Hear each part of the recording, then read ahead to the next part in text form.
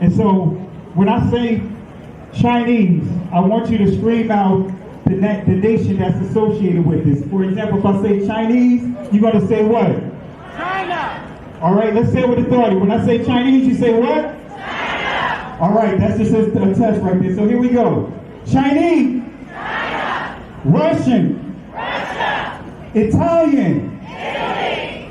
German. Germany. Swedish. Sweden. Korean. Korea. Egyptian. Egypt. Nigerian. Nigeria. Black. Exactly.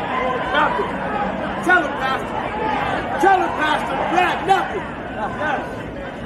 I hope you were able to successfully identify the issue.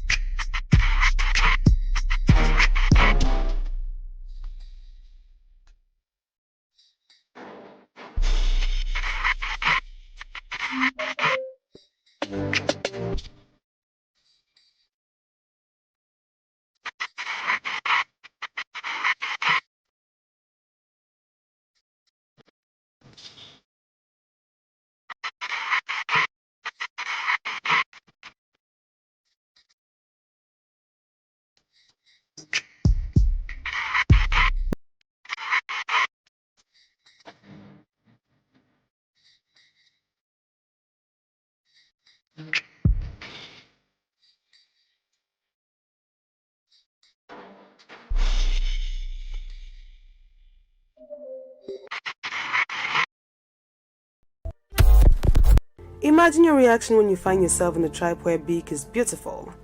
Well, welcome to the Ethiopian Bodie tribe, where men compete to be the fattest in the village by drinking concoctions, which they claim is a mixture of blood and milk, while living in isolation for 6 months. Slim might be the big deal elsewhere, but for Ethiopia's Bodie or men tribe, the bigger the better is the case. Ethiopia is a land of many cultures that have been preserved despite Western civilization. Along the lower Omo Valley River in southern Ethiopia resides one of these kinds, the Bodie tribe. The Bodie people are neighbors to the Mercy tribe. The Bodie people are agriculturalists who still engage in trade by barter system. These pastoral people revere their cows. Their cows are so special to them that its blood together with fresh milk is a source of food for these people.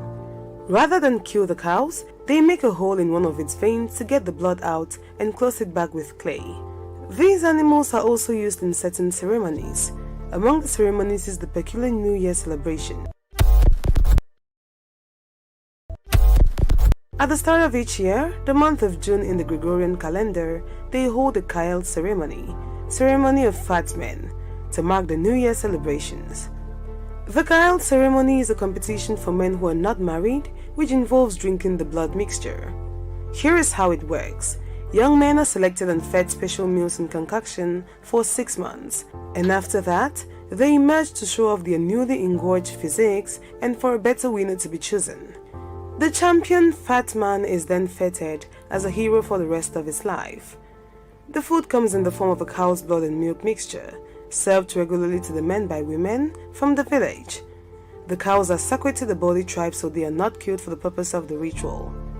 The blood is drawn by making a hole in a vein with a spear or an axe, and after that, they close it with clay. Because of the scorching temperatures, the men have to drink the 2-liter bowl of blood and milk quickly before it coagulates. But not everyone can handle drinking so much at speed, so they vomit. These are the ones that are disqualified. On the D-Day, the men design their bodies with clay and ashes before emerging from their huts for the walk to the spot where the ceremony will take place. This long walk seems torturous, thanks to the excess weight gain and protruding stomach. The ceremony involves spending long hours walking in a circle around a sacred tree, watched by the other men and helped by women who ply them with alcohol and wipe away the sweat. Once the fastest man has been chosen, the ceremony ends with the slaughter of a cow using a big sacred stone. Village elders will then inspect the stomach and the blood to find out if the winner's future will be a bright one or not. After the ceremony, the men's lives return to normal and most of them lose their enormous bellies after a few weeks of eating sparingly. And a few weeks later, the next generation of competitively fat body men will be chosen and the cycle will repeat. Becoming a fat man is the dream of every body kid because he will remain a hero for life even though his stomach gets back to normal. Want to say peace and blessings to everyone. Want to say shalom lak mash pakha in ancient Hebrew. That simply means, is it well with you, family? And my apologies for my tardiness. Was working on a presentation here that I'm getting ready to share with you guys. Had to shrink it down and wanted to make sure that it's straight to the point because it's a lot of information that I can share, but I want to keep it simple for you guys. And we're going to deal with part 2, power of the belly, birth-giving men, right? We're going to deal with the calculated emasculation of the men. Now, we had a great discussion last week when we dealt with the roles and responsibilities of Adam and Eve. We had a great discussion because it's imperative. And for those that have not watched that presentation, I encourage you to go watch that presentation. Watch part 1 so it can really set you up for part 2 as well. So what we're dealing with is the calculated emasculation of the men. Now, last week we had a great time, very interactive. I asked a question as far as, what does the Bible say about honoring our parents? Give a pop quiz, and, almost everyone answered with the response of honoring your mother and your father. And with the scriptures, giving clarity with scripture, had to show and prove that that quote is absolutely incorrect, that it actually says honor your father and your mother. So we've been hacked to think and how we approach and how we function as a people, starting with the impact and understanding the importance of a family, what it means to have family, and the structure that is important to understand: man and woman, husband and wife, father, Abba, and mother, Ama, right? Those are two key titles that every person, every creature of the Most High will learn: the responsibilities of a father and the responsibilities of the mother. So before we get started, I want to say peace and blessings. Let's do some quick shout outs here. And I apologize again for my lateness. But let's start here. Let me give some shout outs here. I want to say Ari An Ya. I want to say peace and blessings to you. Shirley Greer. I want to say peace and blessings to you. Let's see here. Priscilla Sharp. I want to say peace and blessings to you. Dr. Sean E. Carr, Sr., unveiling the truth. And family, I'm looking to connect with Dr. Carr in the very near future and have him on his platform. I encourage you guys to go to his channel. He's doing a great work for the Most High, teaching his truth. So I plan on having him on here and very soon. Prayerfully, I can contact him tomorrow. We've had a little interaction by way of social media, but I do plan on talking to him before the weekend is out, and that way we can set it up to get him on this platform. Very good guy, solid teaching, really have a passion for teaching the truth to Yah's people, and I really want to get him on here and introduce him to you, family. So what you see on the screen, that is his YouTube channel. That's the name of his YouTube channel. And I encourage you guys to go to his channel and show some love and support for him, because it's not many of us that's really teaching this truth with accuracy and have a just a desire to teach the Most High's people with clarity, without free from any hidden agendas. Just have a desire to teach the truth, and he's doing a great job, a great work. So again, that's this YouTube channel, Dr. Sean E. Carr Sr., and Unveiling the Truth. All right. And I'm working on a couple of other guests. Me and Sister Carol, we're working on getting some other guests on to the platform, but I look forward to making contact with Dr. Sean, Dr. Carr. Really plan on having them on here. All right. We have Jacqueline. I want to say peace and blessings to you. Really appreciate you, sis, for really taking the time out to watch this presentation. Ellen F., want to say to you, Shabbat Shalom. Hope you had a great Shabbat. Hope you got the proper rest. Hallelujah. Hope everyone got the proper rest. Shalom and blessings, fam. From you, Taylor, 777, Yvette Rivera. Peace and blessings to you as well. Who else do we have here? Maim Yah Israel. Want to say shalom, mash or mish pakah to you as well. Want to say peace and blessings. It is well on this end, family. Robert Haynes, want to say shalom to you. Super Boss Lady 001. Peace and blessings. Major, want to say shalom to you as well. Ernest Higgs, want to say peace and blessings to you. Appreciate you, brother. Esther, yeah, I know yuck, right, about the video that I shared with you. Let's see here. Israelite wife, Desiree, want to say shalom to you. Hannah Bith Yah, want to say shalom to you as well. Matith Yahoo Ben Israel, want to say peace and blessings to you. Rise up, Israel. Kwam Yashara Al, appreciate you. Who else do we have? Rio Morgan, appreciate you, my brother. Shalom to you as well. Love your thoughtfulness of your presentations and the love you have for your people, Pastor Kelly. I spend time with my wife and son around the time you go live, but I'll catch you later. Much love. Really appreciate you. Thank you, brother.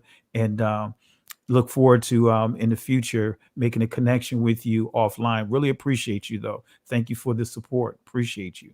Sheila, I want to say peace and blessings to you. My buddy Jay Highstyle is in the building. Everyone show Jay Highstyle some love. And I will be dropping a link in the comment section because you may have some things that you want to share if your schedule permits it. Appreciate you, my friend. Lachelle Patterson, really appreciate you, sis. Thank you for the love and support and connecting with PFR. Really appreciate you. Let's see here. Frugal Nurse Homestead. Shalom to you. Who else do we have here? Yeah, Hannah Bit Yah. There's so many wolves out here. Glory to Abba, the true Father. Father Yah for his righteous shepherds. Amen. Let's see who else we have here. James Thomas, want to say peace and blessings to you as well.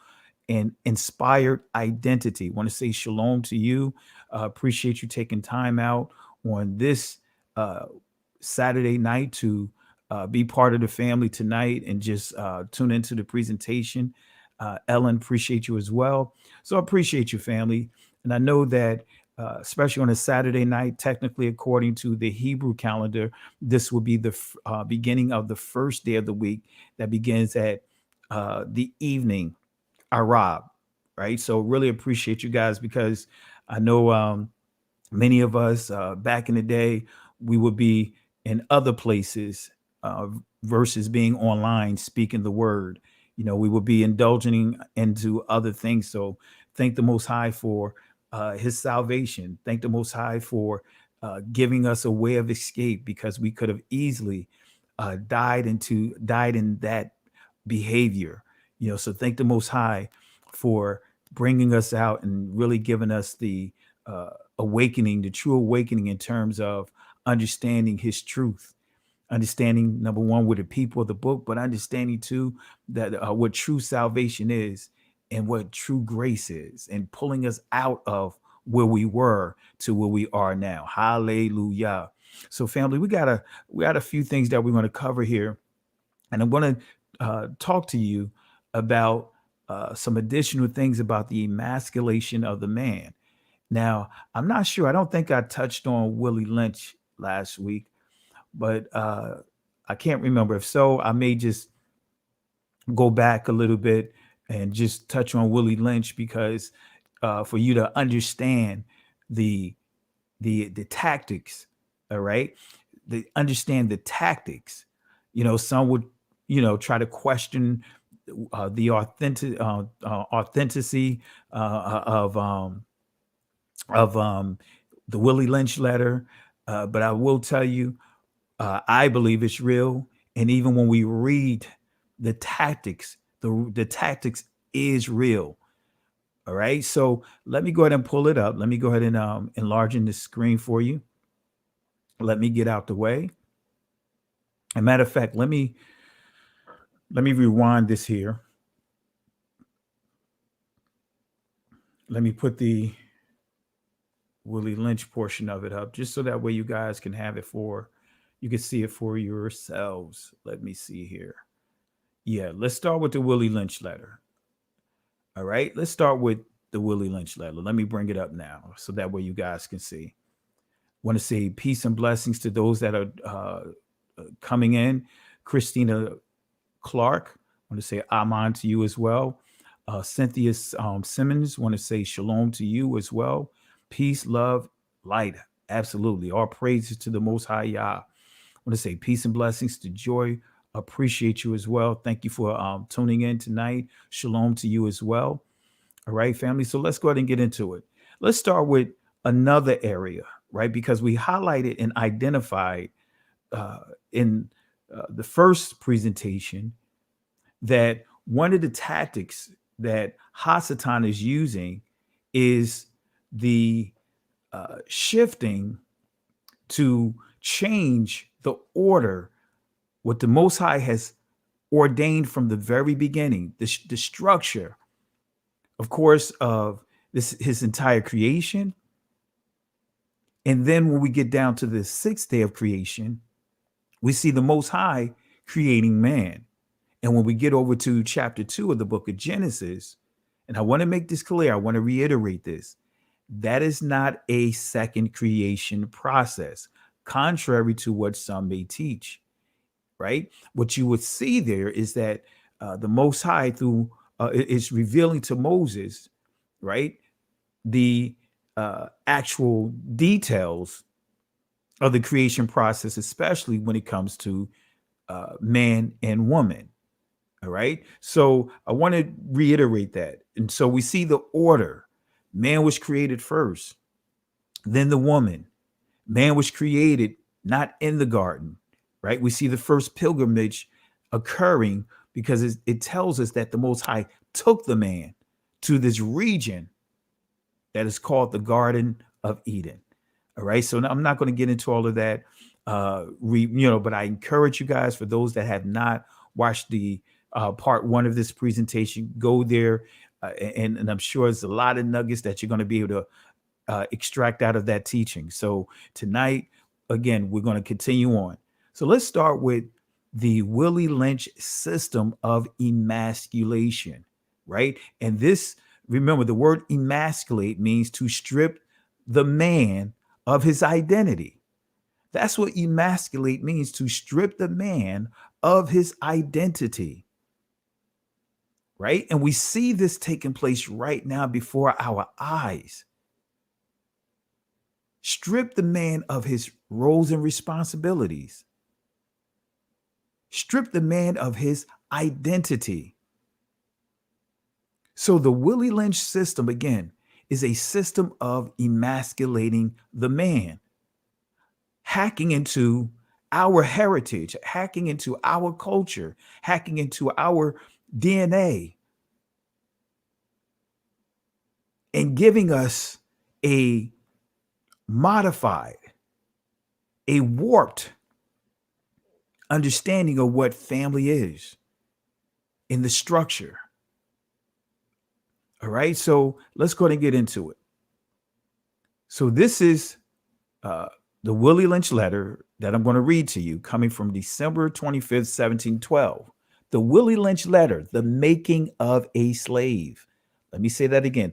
The Willie Lynch letter, the making of a slave. And I know the image behind here is a little graphic, but sometimes we need to be reminded that the things, the atrocities that our people had to be subjected to, this wasn't long ago. And this image right here is of a lynching of one of our brothers during the riots, matter of fact, I'm not even going to say the riots, during the Red Summer of 1919, where over 3 dozen, almost 60 communities, almost 4 dozen communities were decimated. War was declared on our community, and they began to drop bombs on them, not just in Tulsa, Oklahoma. Tulsa, that was basically the end portion of the whole ordeal, the war that was declared. And if you want to be real about it, Google what happened in Philly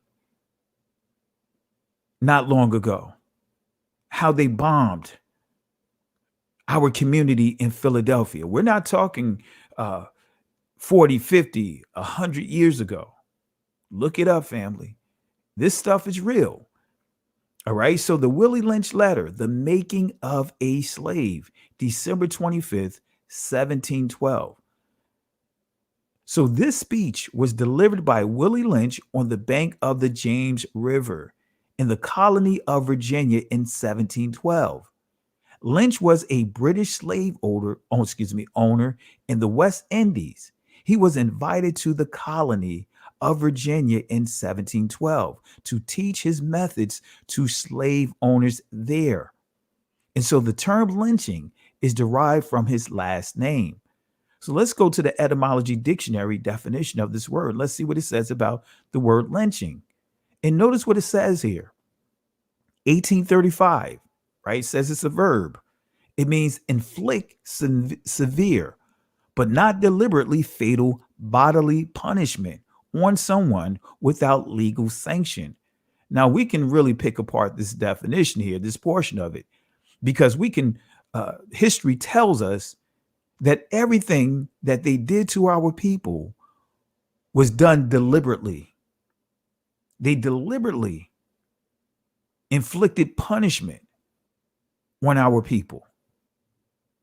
They deliberately murdered our people.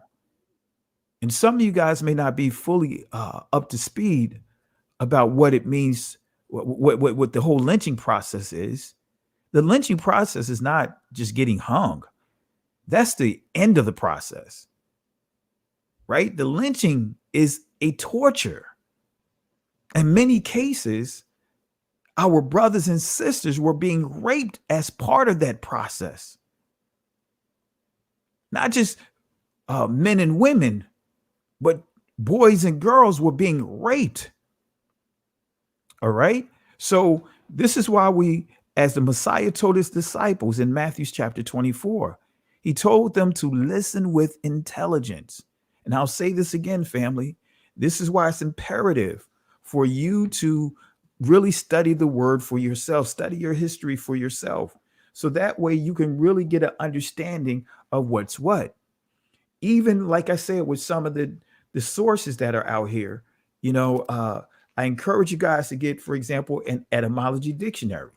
Not just go be dependent on the one online, because I can point out a few things that's incorrect or definitions that have been modified, starting with the definition of the word Jew, right? I can show you some things that's different from an actual etymology dictionary that gives full clarity of what the word means, but you'll see that it's a difference between what's online and what's written down in the books here. All right. So what I am doing right now, I'm pulling up. As a matter of fact, let me pull it up here. Do I have it here? All right. Let me pull it up here. Let me change my camera angle because I want to show you my screen. All right. All right. Like this is one of the etymology books I have, dictionaries I have. And I encourage you guys, and I should have taken screen prints from here just to do a comparison between the online dictionary versus the what you see in a physical book. Family, don't get so dependent on online sources. They're good for convenience, but it's still good to crack open a book. So let me pull this here. Let me put this up to the screen. This is the Barnhart Concise Dictionary of Etymology. Now, let me read what it says in here, and I'm going to read to you, and you're going to see that there is a difference between what you see online versus what you hear in this definition. Let's start with it. The very first line. It says here, right? To punish an accused person without a lawful trial, shortened form of earlier Lynch laws, right? And it has in parentheses 1811 after Willie Lynch of Virginia. So you see a big difference. Here you see online on your screen, it says to inflict, but not deliberately fatal bodily punishment on someone, right? Now, let me see if I can put this up to the screen. I'm gonna move my microphone out the way, and I'm going to enlarge my screens to see if you can really see it for yourself.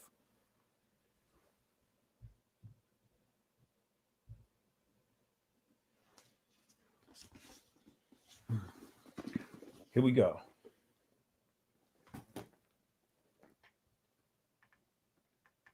All right, pay attention to that definition here. I'm going to slide it over again. Pay attention to that definition. Pay attention. Now you see, I'm going to put my finger next to it so you can see what it says. Let me see. All right, let me see here. All right, here we go. Let me do it again. All right, now notice what you see on the screen. Just what I said, a punishment, right? A punish. All right, actually to punish an accused person without a lawful trial, right? But you don't see what I read to you. You don't see the insert of information that they added.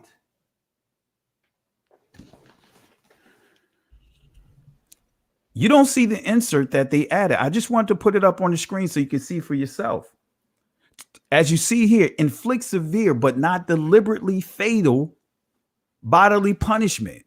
Now, in the actual etymology dictionary that I share with you, the physical copy, and I want to say peace and blessings again to Dr. Sean E. Carr. I want to give shout outs to him, and great to have you here. And I'm going to drop the link inside the comment section. And if you're able to, if you'd like to jump in, once I open up the floor, feel free to do so. All right. Along with my buddy Jay Highstyle and some of the others that may be here, like Sister Carol. So if your schedule permits and you're able to jump on, feel free. Definitely would like to introduce you to the people as well. All right.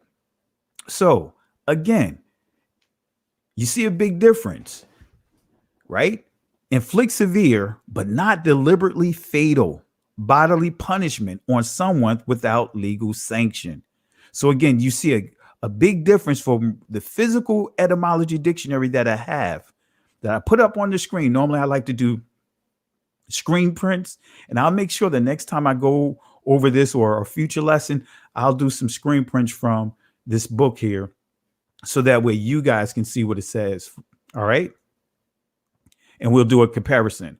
So it says here, in reference to such activity, which was likely named after William Lynch, 1742 to 1820 is his the period of him living.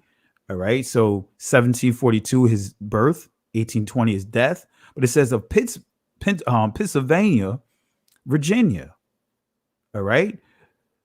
So who in 1780 led a vigilance committee to keep order there. All right. And I'm trying to see the actual physical definition of the book that I have here. Just looking at the doing a comparison here. But anyway, it says during the Revolution, other sources trace the name to Charles Lynch, 1736 to 1796, a Virginia magistrate who fined and imprisoned Tories in his district, 1782. All right. But notice what it says here. It says, originally, any sort of summary justice done without authority of law for a crime or public offense. It is especially referred to flogging or tarring and feathering, right? What they would do is to some of our ancestors, they will pour tar over them. So tarring, and excuse me, I said tarring, but tarring and feathering, they'll pour tar on them, put feathers over. And if you understand what the damage that tar can do to your skin, tar can do a lot of damage to your skin. They did a lot to our ancestors. They were eating our ancestors, some of them. They would look up Sam Holt, and you'll see what they did to some of our ancestors during this lynching process. They burned him. They sliced him up. They tortured him and then set him on fire. And after they set him on fire, they began to chop him up and sell his body parts as souvenirs.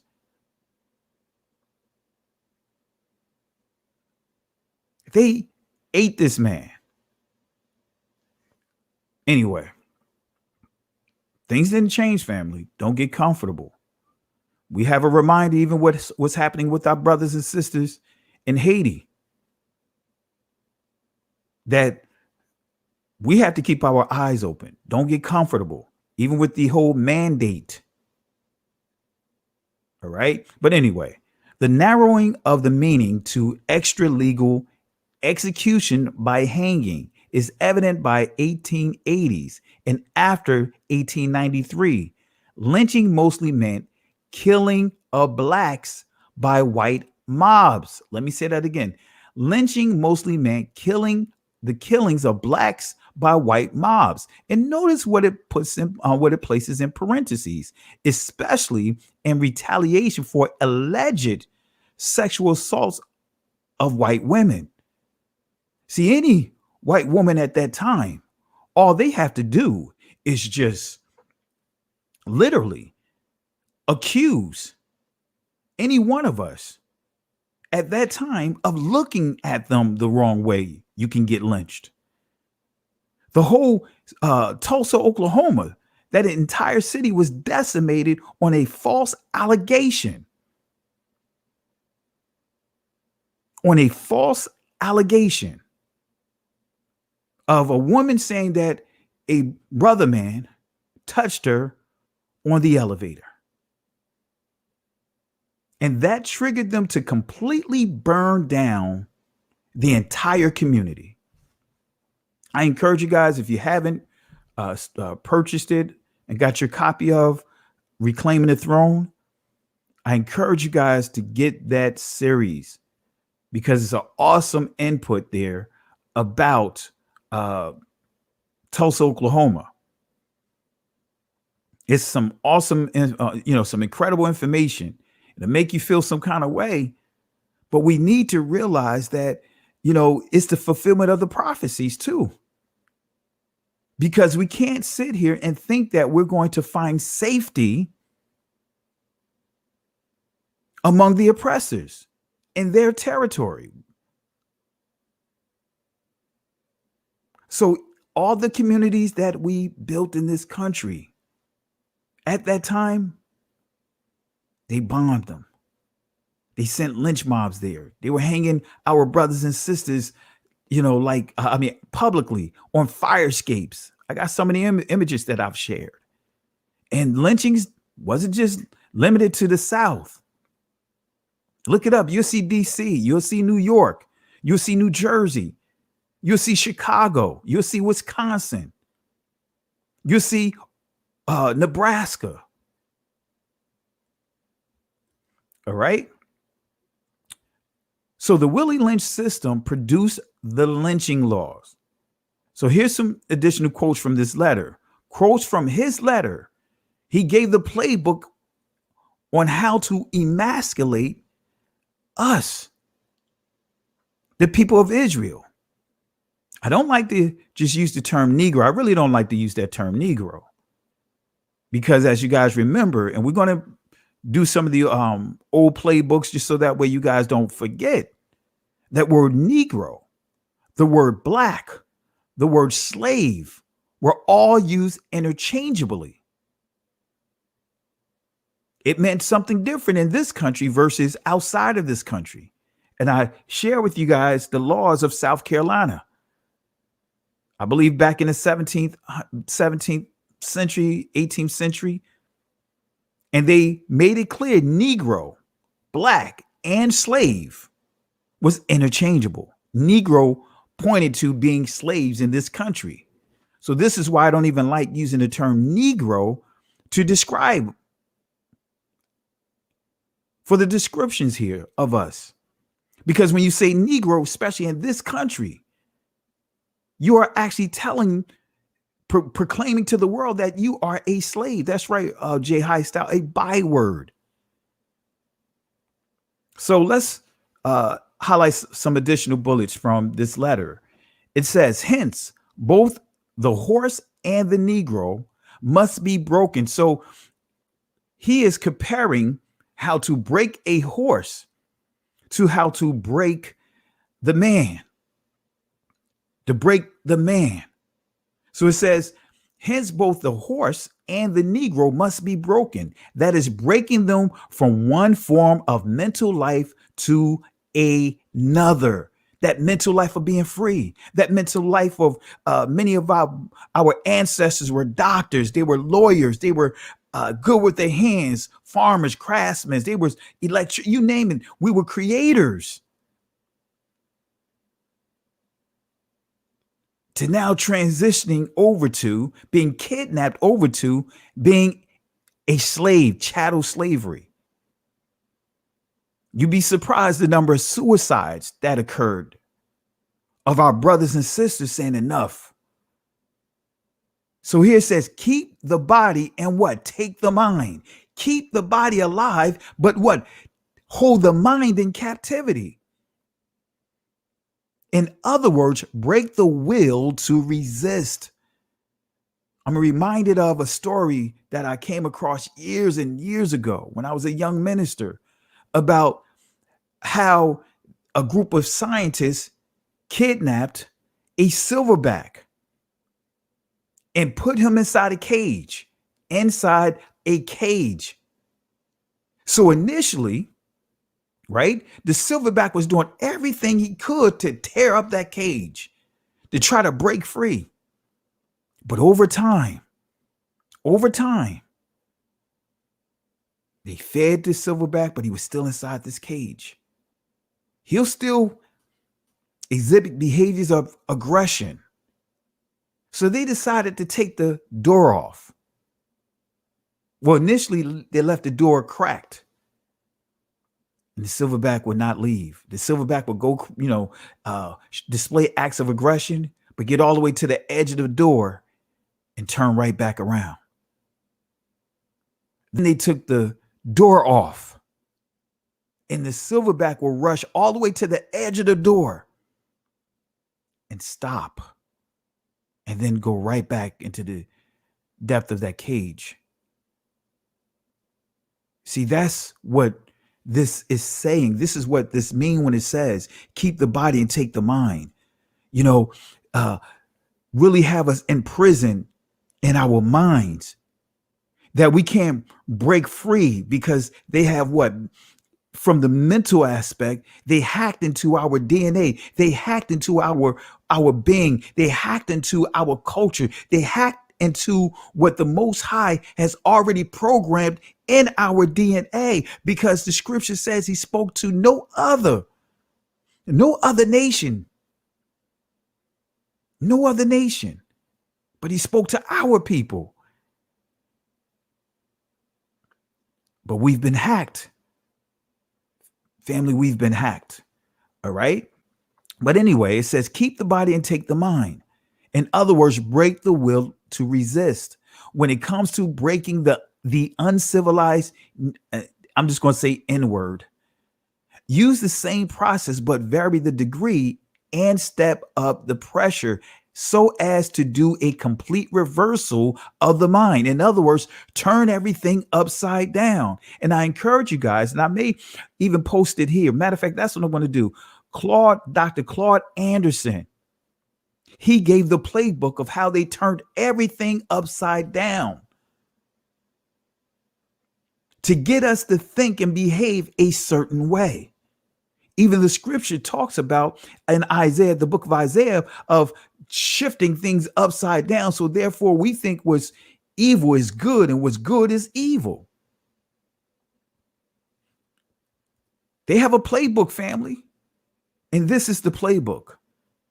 So it says again, when it comes to breaking the uncivilized N-word, use the same process, but vary the degree and step up the pressure so as to do a complete reversal of the mind. Take the meanest and most restless Negro, strip him of his clothes in front of the remaining male Negroes, the female and the Negro infant, tar and feather him. This is what to embarrass him. But also that tar can rip up your skin. It can literally eat away at your skin and feather him. Tie each leg to a different horse, face in opposite directions, set him a fire and beat both horses to pull him apart in front of the remaining Negroes. Now, notice the psychological thing that it's doing here. It says, take the meanest and most restless Negro. In other words, take that dominant male and show the people that the strongest man, the strongest male, the strongest person from within our community cannot lay a glove on the weakest person in their community. That's the psychological things that they have done to our people. And we still see this playbook playing out right now. So when it comes to breaking the uncivilized Negro, use the same process, but vary the degree and step up the pressure so as to a complete reversal of the mind. The remaining Negro male to the point. In other words, take the next one in line and do the same thing, but don't kill him. Get him to the point of death in front of the female. In other words, the female, notice it didn't say wife, because remember when I taught about slavery, slaves were not permitted to marry. They shacked up. This is why they help push that stronghold of shacking up among our people. They were shacking up. So notice it says here, it didn't say wife. It says in front of the female and the infant. Don't kill him, but put the fear of God in him. Not our Elohim, and some would say Elohim, not Yahweh Elohim, because the Most High would not allow this to happen, but put the fear of their perception, the deities that they're worshiping. For he can be useful for future breeding. Notice y'all have to pay attention to these key words, breeding. Because if you start doing the study, you'll see the breeding. You start understanding that they were breeding us like animals. This is why we have a lot of the strongholds within our community right now. They were breeding our people. I think on record, there was a guy that they bred. He had over 200, close to 300 babies.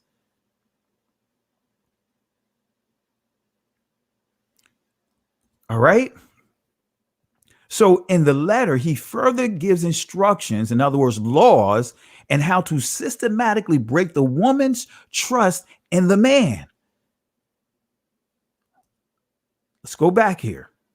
It says here, we have reversed the relationship in her natural uncivilized. So when you see the word civilized and uncivilized is someone from our community that is going against, that's fighting against the system, that would not bow down like the 3 Hebrew young men, like Daniel. They would not bow down and worship the gods, the deities of the Babylonians. So when we see uncivilized, this is referring to those that will not bow down, that would not submit. When you see civilized, those are ones that have submitted to the authority of these murderers. So it says we have reversed the relationship. In her natural uncivilized state, she would be a strong dependency on the uncivilized N-word male. In other words, they had to break that relationship. And she would have a limited protective tendency towards her independent male offspring and would raise male offsprings to be dependent like her. Nature had provided for this type of balance. We reverse nature by burning and pulling a civilized Negro apart and bullwhipping the other to the point of death, all in her presence, by her being left alone, unprotected, with the male image destroyed. The ordeal caused her to move from her psychological dependent state to a frozen independent state. In this frozen psychological state of independence, she would raise her male and female offsprings in reverse roles. In other words, have no faith, have no trust in the security that the men will be able to provide, and now direct their security, direct all of that trust to the oppressors, to the Caucasian oppressors. So notice how the letter again does not use the title husband and wife. Let's go to the National Archives. Let me give you some sources here. Slave marriages had neither legal standings nor protection from the abuses and restrictions imposed on them by slave owners. Slave husband and wives without legal recourse could be separated or sold at the master's will. That means they were not legally married. Couples who resided on different plantations were allowed to visit only with the consent of their owners. Slaves often married without the benefit of clergy, so they were not married. Because if they had clergy, that means that now they had to put it in writing. That means that slave owners that would break up that marriage, they would be operating against the law. Property didn't have benefits, right? Property was owned by the slave owners. Property couldn't purchase property. This is why the First African Baptist Church in Savannah, Georgia, our ancestors could not buy that property because they were considered property. So slaves often married without the benefit of clergy. And as historian John Blassingame states, the marriage ceremony in most cases consisted of the slaves, look at this, simply getting the master's permission and moving into a cabin together. In other words, shacking up. That's what this means. But I'm not going to stop right there. Let me give you another source, PBS History Detectives. Now, notice what it says here. Marriage isn't what it used to be. And as America has evolved over the centuries, so too has the instruction of marriage. In the colonial times, marriage was largely a matter of property and reproduction. When a colonial woman, in other words, a Caucasian woman married, she gave up any legal rights as an individual. She was legally bound to obey her husband, just as she would obey the Most High, the deity. She had to basically deify her husband. See, when you start understanding the layers, right, everything was all about the white man, the white male. Up until the turn of the 20th century, it was legal for the white man to beat his wife with a belt. It was legal. You could look these up. The only benefits that the white woman really had was the laws that was put in place to force these men to handle their responsibility, child support. It was not created for our community. It was created for that community. So when a colonial woman married, she gave up any legal rights as an individual. She was legally bound to obey her husband just as she would obey God. Despite this, colonial marriages rarely happen in churches. What's more, Few people found fault with pregnant women, but this is what I really want to highlight here. Let me go down to what's in red. None of these conditions apply to slaves. Let me say that again. None of these conditions apply to slaves, however, who were forbidden from marrying at all. Let me read it one more time. I think the people in the back need to hear this. Matter of fact, let me bring Jay High Style Buddy in here so that way, we can really get the full effect of what we're seeing here. Come on, let me pull them out. What? Right? None of these conditions apply to slaves, however, who were forbidden to marry. Let me bring them out one more time. What?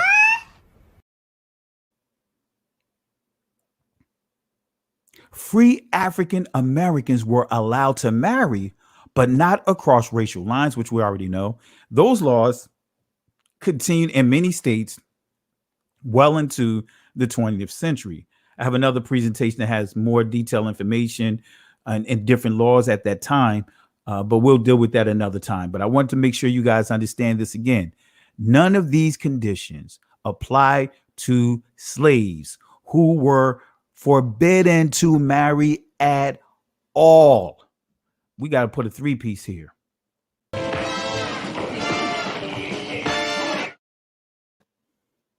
This is why we see some of the problems within our community. We've been hacked, family. We've been hacked. All right. All right. So let's go back here.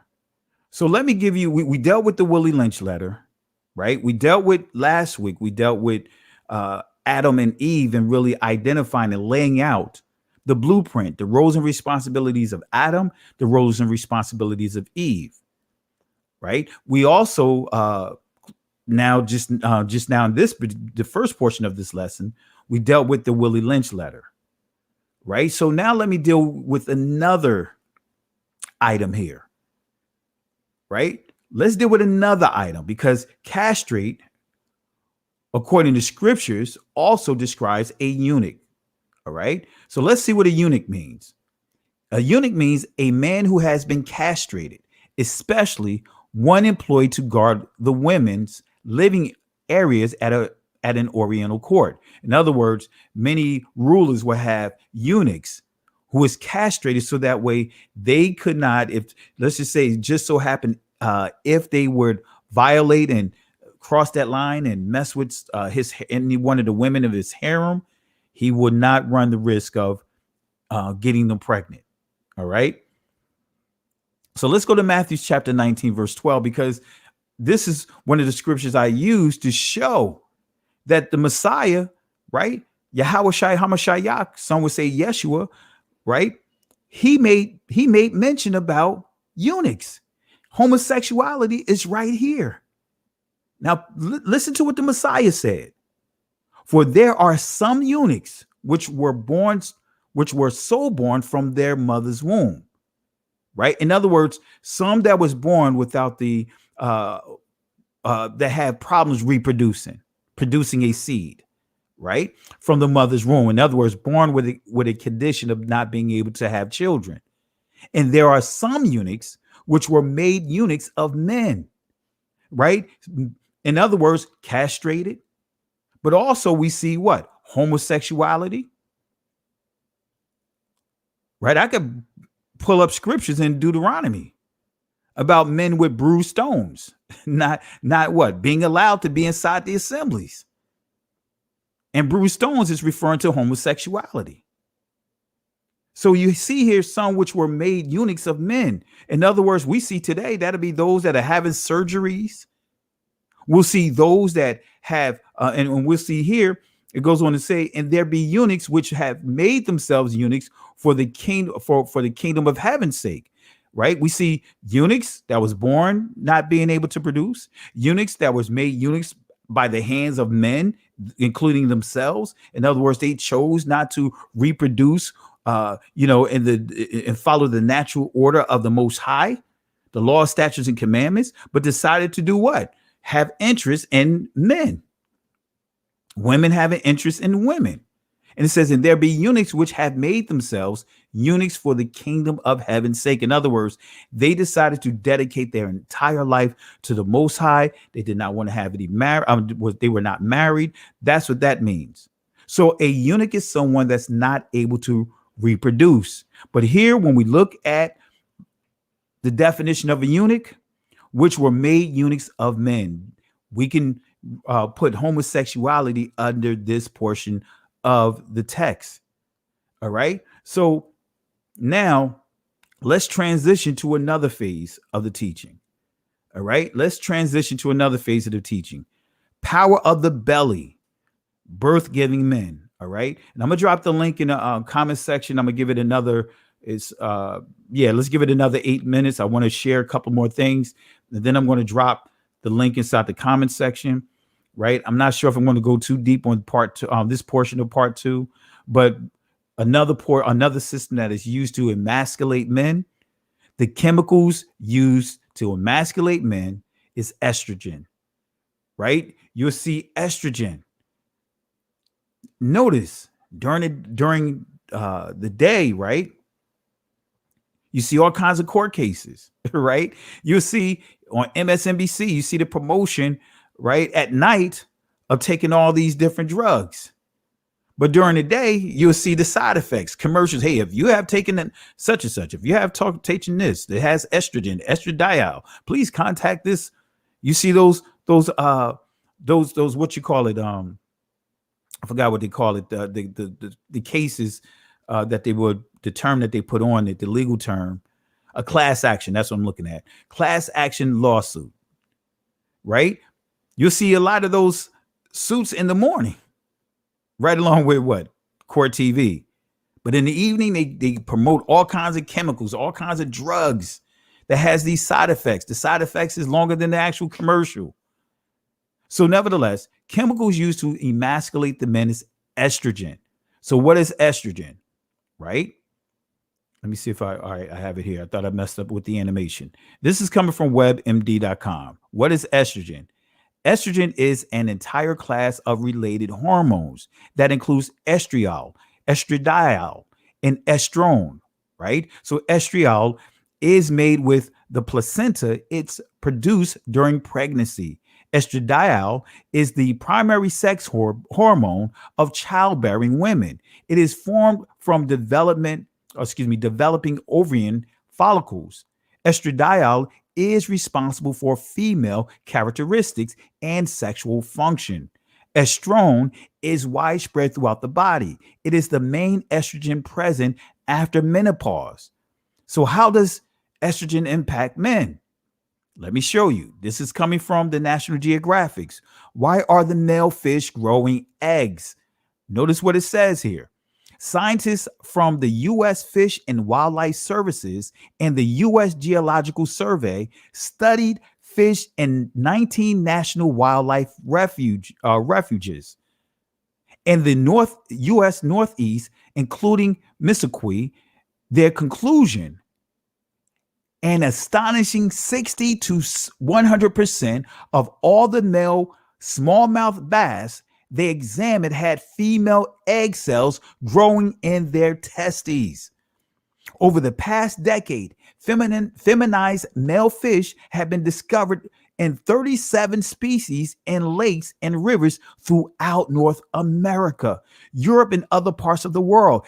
Experts says the new discovery in protected wildlife refuges is worrisome because it suggests that pollution may be even more pervasive than previous thought. So if these fish, right, these male fish, due to estrogen, are being mutated to being feminized, growing eggs,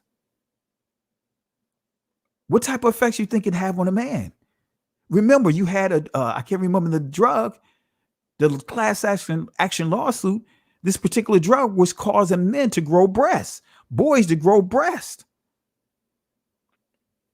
So what scientists don't know is that these feminized fish important for the health of these species, for the environment, and perhaps for humans too. When fish are getting intersex, it's probably a good indication that something is wrong in the environment. Female eggs and male testes, as we covered, but it goes. Here's a few more bullets from this article. Intersex males don't look outwardly different than normal males. In fact, federal scientists uncovered the condition by accident in the Chesapeake Bay watershed in 2003. They were conducting a postmortem examination to determine the cause of a smallmouth bass die-off when they found male fish with female egg cells in their testes. MSNBC, I remember seeing the video on this years ago. This is an old article, but I remember seeing this years ago. Estrogen mimickers are believed to be caused by chemicals called, I'm not going to butcher these names because this is not my area, but nifenols or whatever. Excuse me, guys, it's not my area. But anyway, found in everything from paints and rubber to cosmetic and plastics. They are considered a possible cause of kidney, eye, liver, and reproductive problems. So guess what? When you toss these things out, when you throw these things inside the water, whether it's in the wherever, you can contaminate that place. You could contaminate your drinking source. All right. And you have to be careful too. A lot of, especially when you start understanding fluoride, the things that it can do to a person. But it says here, they've been banned in much of Europe and are under review in Canada, but are still common in America, where they are flowing out of sewage plants and into clean water flowing into America's rivers. Government researchers recently found natural estrogens and estrogen mimickers in 80% of the streams they tested in 30 states. This is coming from livestrong.com. High estrogen signs and symptoms in men. Right? While estrogen is generally known as a female sex hormone, but a man's body also produces small amounts of estrogen, which is important for normal development and function of the male reproductive system. However, an abnormally high level of estrogen can have a major effect on man's body, possibly interfering with his fertility and sexual function, and potentially raise his risk of certain chronic diseases. Could this be the answer why we starting to see all kinds of sexual perversions among our brothers and sisters? That's not just in the conscious community, that's been in the church, that's in other areas of like Islam and these different areas. Is this the reason, part of the reason why we're seeing this increase? And it says here, fertility problems, breast enlargement, erectile dysfunction among the signs and symptoms that might signal a high estrogen level in a man. So when it says erectile dysfunction, unable to what? Please their missus. Right? So estrogen is used in hormone therapy replacement. Notice this. Estrogen is the hormone responsible for most female characteristics. It causes the physical changes of transition and many of the emotional changes. Estrogen may be given as a pill by injection or by a number of skin preparations, such as a cream, gel, spray, or a patch. Many trans women are interested in estrogen through injections. Estrogen injections tend to cause very high and fluctuating estrogen levels, which can cause mood swings, weight gains, hot flashes, anxiety, or migraines. But notice here, mood swings. That's important to know. And other things that it has here, weight gains, hot flashes, anxiety, or migraines. Additionally, little is known about the effects of these high levels. So media, guess what? Now that we covered the chemicals, we covered the Willie Lynch letter, we covered chemicals, right? Remember, pharmakeia, we're dealing with witchcraft. All right. So media is a vital tool used to emasculate what should be future fathers. Let me put some images up here. Oh, I ain't gonna put it up there yet. Let me tune into this article here. See, I taught this years ago, 2017, when I first saw this on the news. I taught this in our assembly, right? 4 years ago, right? But actually this teaching that I'm teaching you is from a presentation I gave like 8-9 years ago. But what does it really mean to be a man? Notice the image that you see on your screen, the emasculation of the man. Look at this. Masculinity has always been a shifting concept. The history of man is littered with examples of provocateurs and Puritans who have fought a seemingly endless battle over what it is to be one. The warrior pharaohs of Egypt wore makeup long before it was dismissed as only for women, while in the kingdom of Greece and Rome, it was not only acceptable, but commanding to have sex with your male subjects. Before early Christian rulers came and condemned sodomy as an outrage and an offense punishable by death. Notice the landscape, and notice what is setting up the narrative to push this narrative that, hey, it was okay because everybody was doing it except those Bible thumpers. No, it wasn't the Christian rulers. It was our ancestors. It was the Israelites through the Most High, taking us all the way back to the original roles and responsibilities of Adam and Eve, as we highlighted. Adam and Eve, Kawa. But notice what it says here. Refashioning gender. Fashion has reacted to these changes more obviously than any other industry. There is still a long way to go in terms of reaching total acceptance and fluidity. Now, this article is dated 4 years ago, right? But notice what it's saying here. But the old constructions of women's wear and men's wear are starting to look somewhat dated with an increasing amount of unisex collections. So now they're changing. Back then, they started changing the styles of men and women clothing to make the men clothing to look more like women clothing. Now you see men comfortable wearing tight pants, skinny pants, high waters, right? Showing, just like how you would see women wearing them. You see men wearing the same thing. When men wearing men purses and all these different things. Wearing dresses. We're going to deal with that shortly.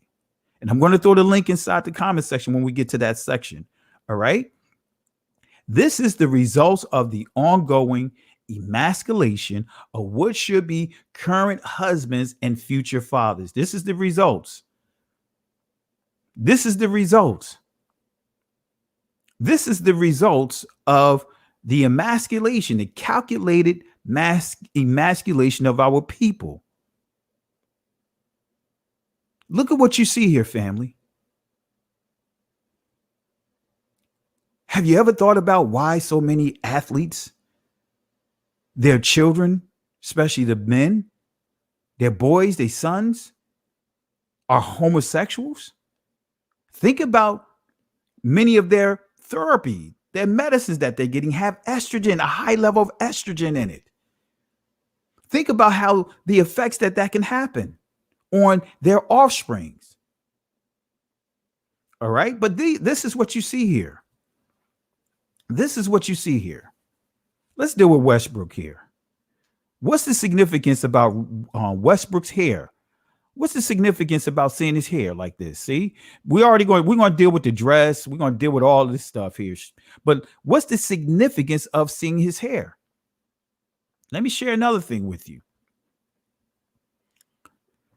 See, years ago, I had some of our sisters, right? When I posted this on my Facebook channel, because family, I just started doing the YouTube about 1.5 years ago, right? Actually, year and a half ago is when I started really doing YouTube. I created this channel 2 years ago, but I didn't really start using it until about 1.5 years ago. Sister Carol and some others, Sister Shalon, they were like, hey, Pastor, they keep literally messing with my my Facebook. They was literally suppressing that, the feeds and everything, deleting, removing videos, all kinds of stuff. But I made a post stating that be careful of the hair colors, because those hair colors have meaning. You have to be careful what not symbols and things that you're wearing, because you can open yourself up to be approached. See, a lot of our people are getting things like tattoos and have no clue about what it means. I remember one of the individuals that worked for me at one time when I was working up at in New York for a company called KPMG. And, you know, I remember her stating this in conversation that she couldn't figure out why women were coming on to her ever since she got a new tattoo. And mind you, you talk in New York area, when you start understanding Greenwich Village, she couldn't understand. And when she showed me her tattoo, I said, do you understand what that tattoo means? She said, no. She says, I thought it was a cute butterfly. I said, to you, you may think it's a cute butterfly, but in the gay community, that is a symbol of you what? Making your transition. You accepting, you're professing to others that you are part of that lifestyle, part of that community. See, that's what's happening with many in our community. Have no clue about the things that we are partaking, the things that we're doing is symbols. Man, there's spirits to every symbol, all these symbols. And notice this star here, right? This star is the same star that they're using on to what they try to call the Star of David, which there was no such thing as a Star of David, right? But notice what this says here. The white means spirit, right? And the spirit of witchcraft and the spirit of Wicca. The white hair can mean spirit. Yellow, air. Red, fire. Blue, water. Green, earth. And notice what you see on Russell Wilson's hair. Let me go back here. He have green hair, right? Along with his dress he's wearing. So we could definitely see his colors between earth and water. Green is blue, right? But it's more of a green, right? And you see the tarot card that's associated with this: pentacles, stability, nutrition, fertility, all right? Everything inside that image is calculated. Now, these are some of the sororities. I'll have to do that lesson in the future, a refresher. But this is the Eastern Star, right? Also, you see this same star in the Fraternal Order of the Police. But notice the same colors. It is the same colors. Nothing but witchcraft. And a lot of our brothers and sisters are indulging in these things. Many pastors are indulging in these things. First ladies indulging in these things, all up in among the people of the Most High. Right? That's the Eastern Stars. So the worship of the four elements is important in pagan worship. Right? This is coming from a book titled Christian Wicca. That's right. You have Christians that's teaching. I mean, that are witches that call themselves Christians. This is one of the many books that I have. Right. The four elements are also associated with the Malkuth sphere. Many consider the elements to be a lower form of the angels. The elements of earth, air, fire, water are instrumental to the concept of Wicca and are the building blocks of all creation. Right? Let me show you another portion of this book. The worship. This is the songs suggesting circle closing statements. They're forming their circles. They're seances, right? But they're closing it out with this closing statement, right? They have their circles, but this is their closing statement of what they would chant. But notice what they say here. We thank the elements. They're worshiping the elements.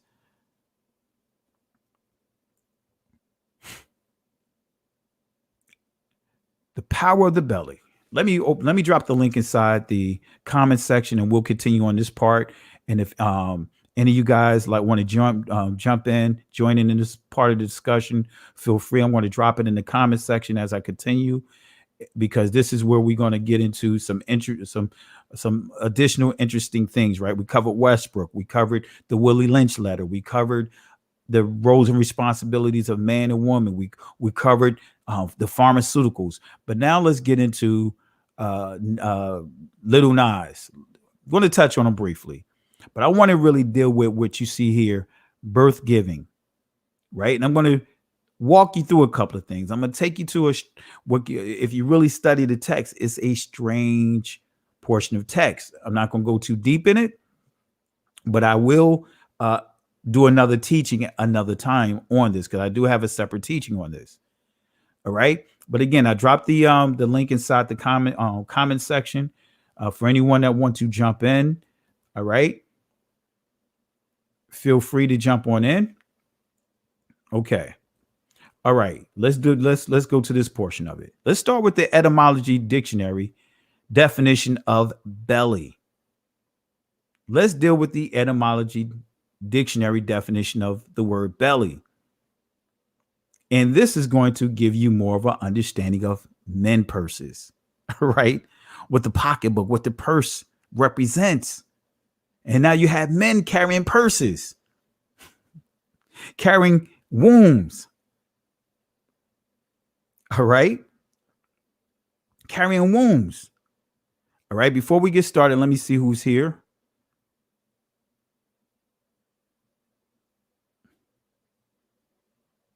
Ya Azah says the device is not connected. Okay, so I can't bring them in.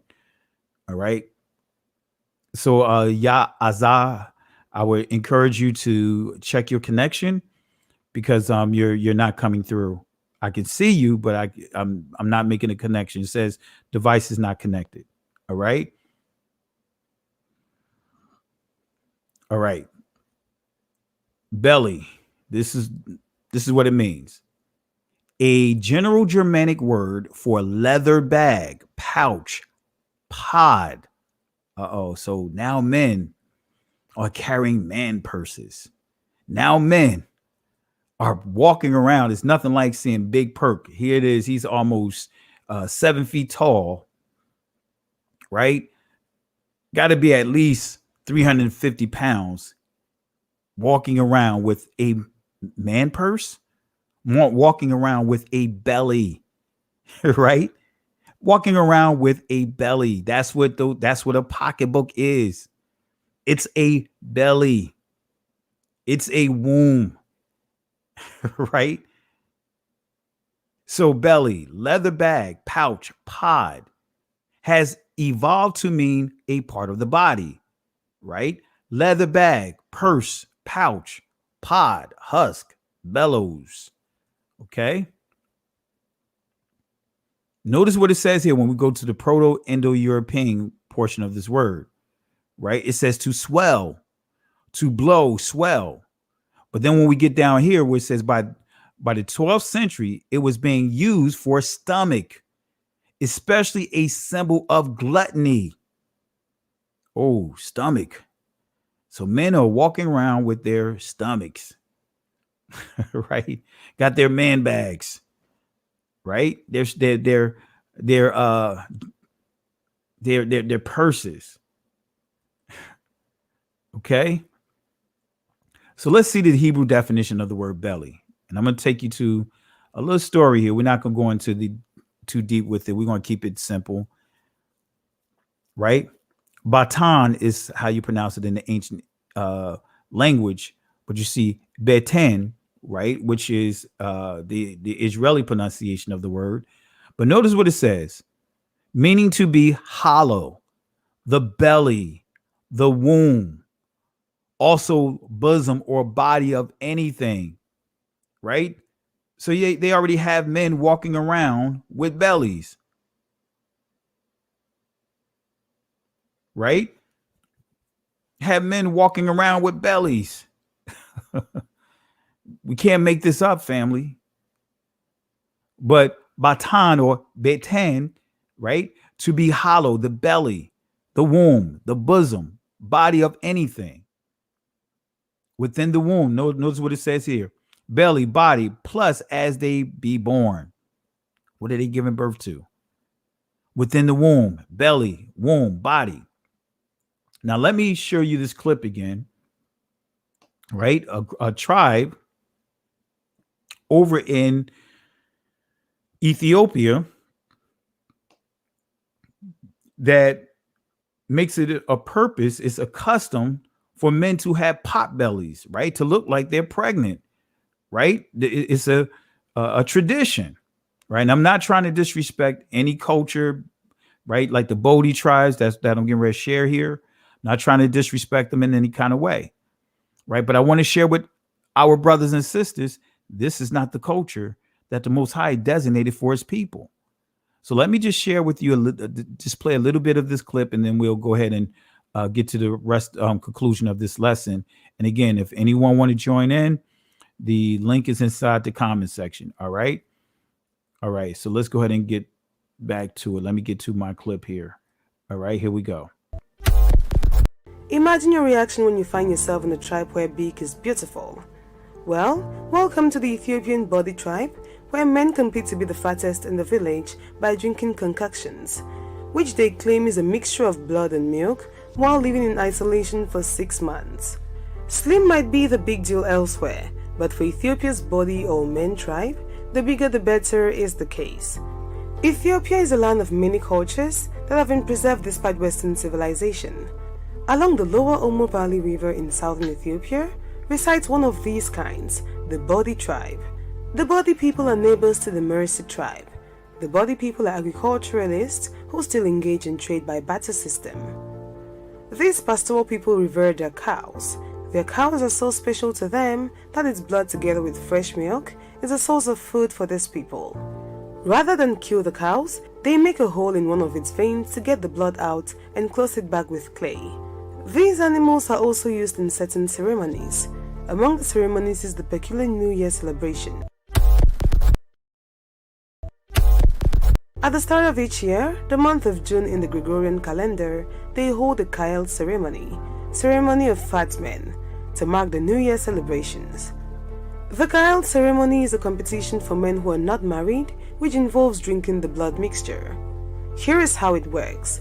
Young men are selected and fed special meals in concoction for 6 months, and after that, they emerge to show off their newly engorged physiques and for a better winner to be chosen.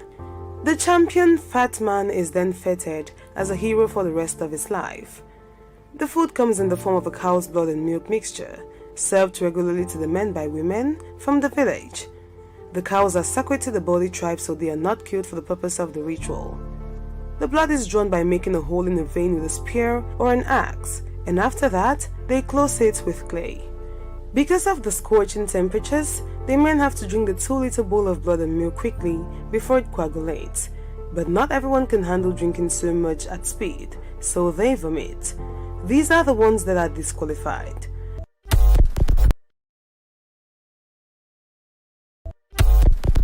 On the D-Day, the men design their bodies with clay and ashes before emerging from their huts for the walk to the spot where the ceremony will take place. This long walk seems torturous, thanks to the excess weight gain and protruding stomach. The ceremony involves spending long hours walking in a circle around a sacred tree, watched by the other men and helped by women who ply them with alcohol and wipe away the sweat. Once the fastest man has been chosen, the ceremony ends with the slaughter of a cow using a big sacred stone. Village elders will then inspect the stomach and the blood to find out if the winner's future will be a bright one or not. After the ceremony, the men's lives return to normal and most of them lose their enormous bellies after a few weeks of eating sparingly. And a few weeks later, the next generation of competitively fat body men will be chosen and the cycle will repeat.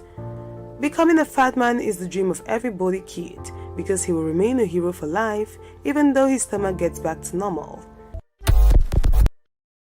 All right. So as you see in that video, and we're going to continue here. And again, I'm going to drop the link again in the comment section for those that want to, anyone that want to jump in. let me put it here. I'm not sure if Dr. Carr is available. If you are, feel free to come in and I can introduce you to the people. But nevertheless, you know, one thing the scripture tells us, that the blood is the life of the animal. So we're not supposed to be eating blood. When you are eating meats, you're supposed to fully cook your meat. Your meat is not supposed to have blood coming out of it. Right? I don't understand how many can eat the medium rare and all. I can't understand it. But your meats are they're supposed to be properly cooked. It's not supposed to have blood coming out of it. So again, the scripture tells us, the commandments tell us, the laws tells us that the blood is the life of the animal. And we're not supposed to be gouging ourselves. We're supposed to be eating in moderation. But again, that's not our culture. That's not our history. We have our laws, statutes, and commandments that the Most High has put in place for our people. So anyone that will try to straddle the fence by saying that that is our heritage, that's not our heritage. That's their heritage, but that's not our heritage. Because our heritage tells us not to indulge in those things. All right?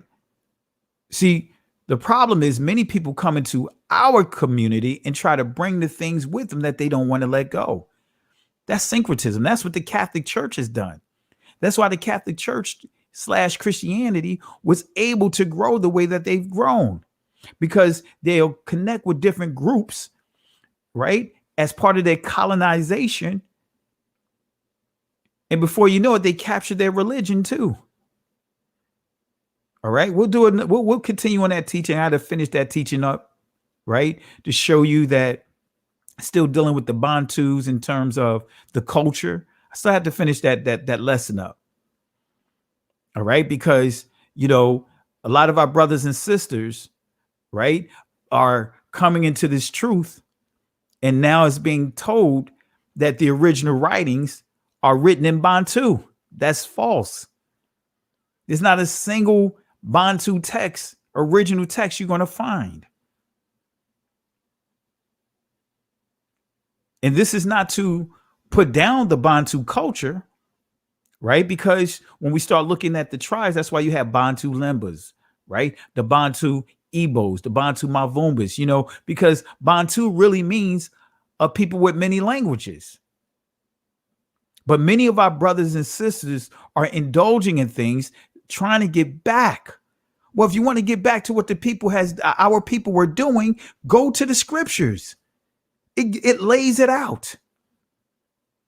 It lays out exactly what we are to do. This is why many of our brothers and sisters are worshiping and following false messiahs, as I proved.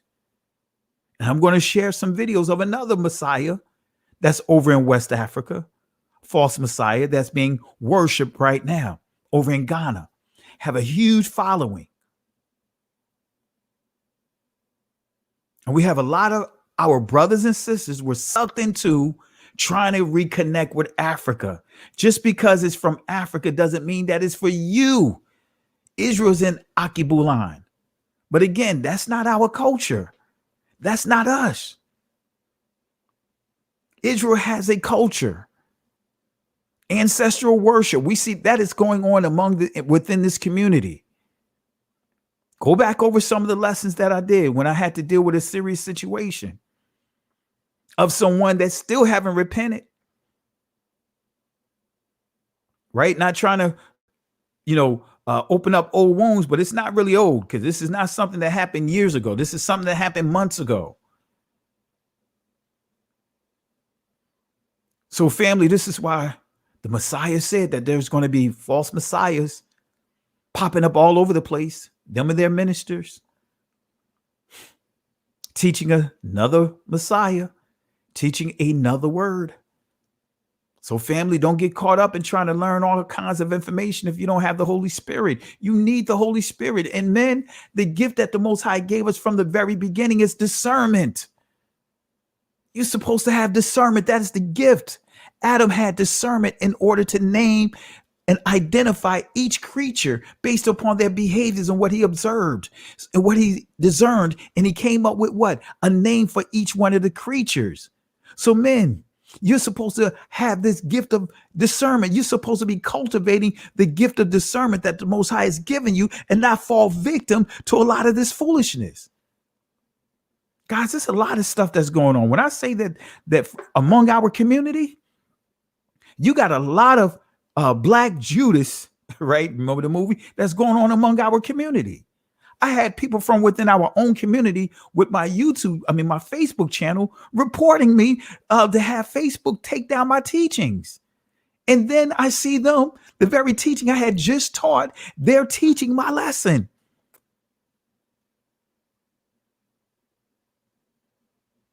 So I'm saying this to some of you leaders.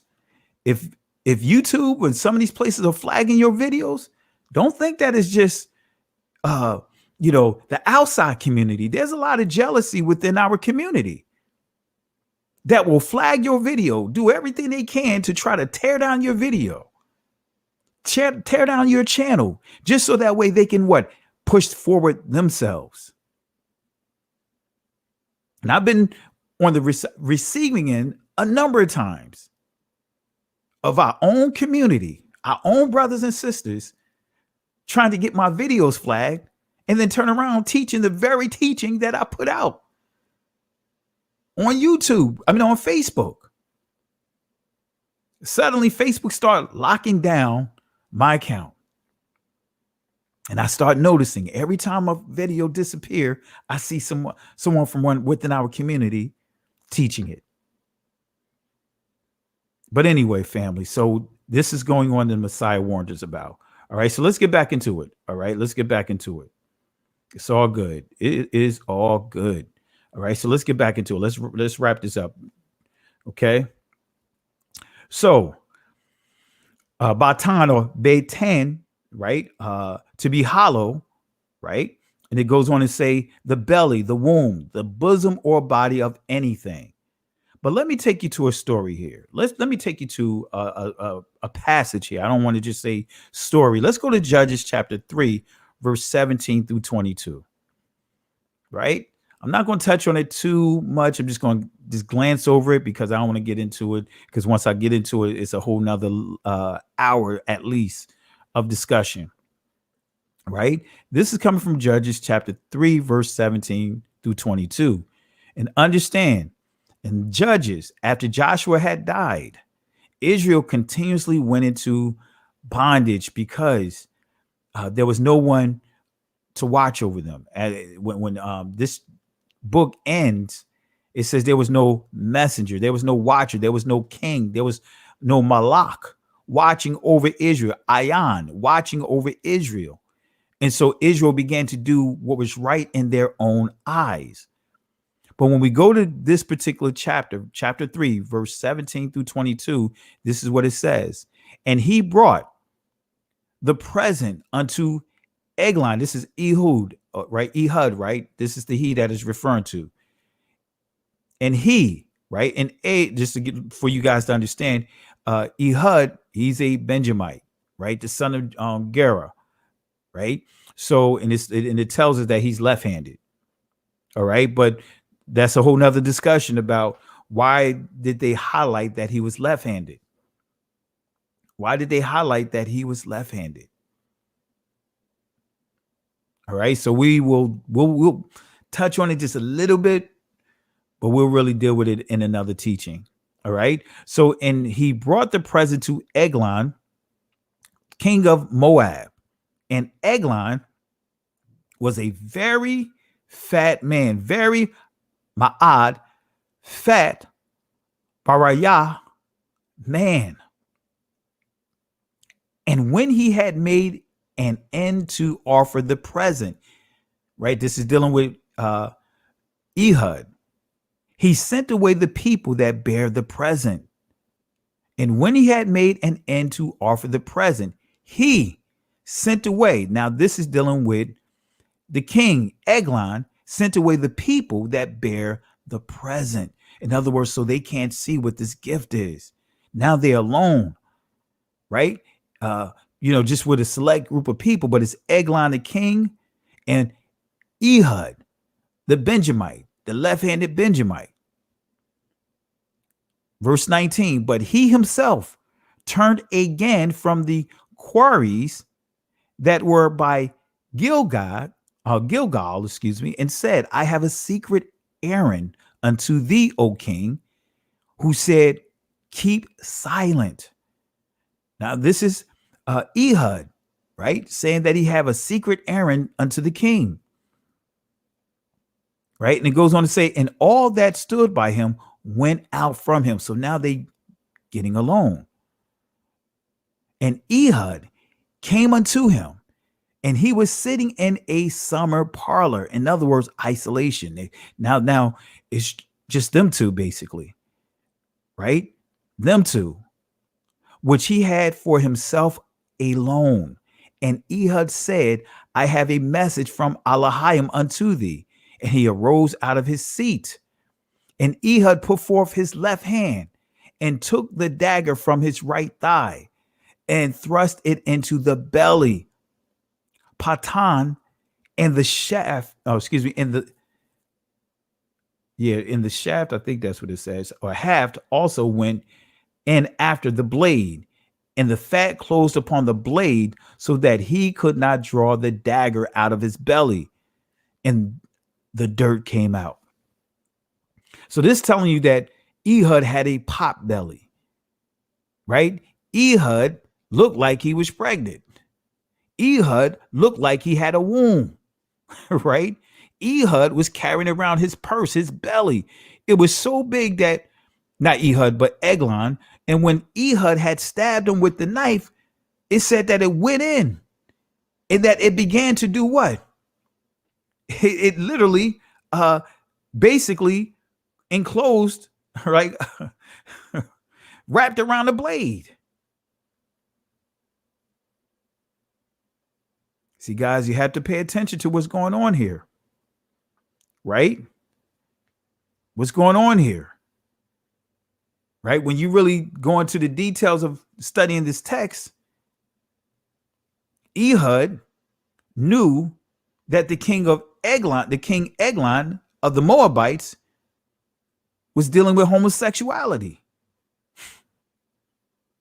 He was battling with homosexuality. You don't see the queen. You don't see Eglon having a queen. And then when you start paying attention to the words, Ehud convinced Eglon,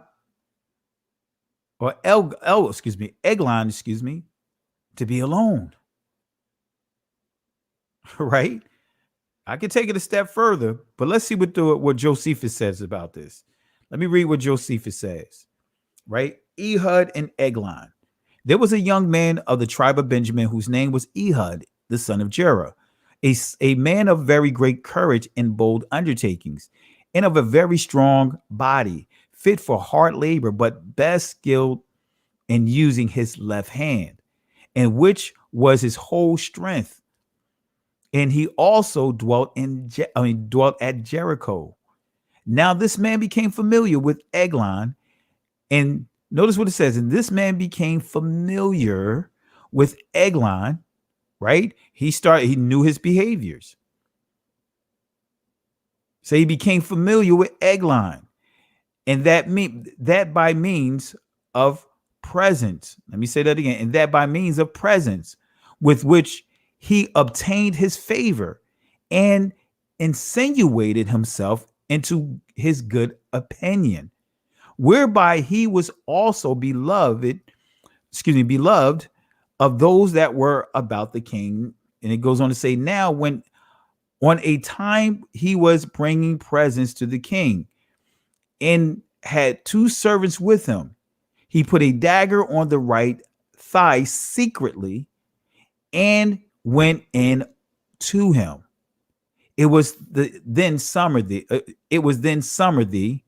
in the middle of the day, when the guards were not strictly on their watch, both because of the heat and because they were gone to dinner.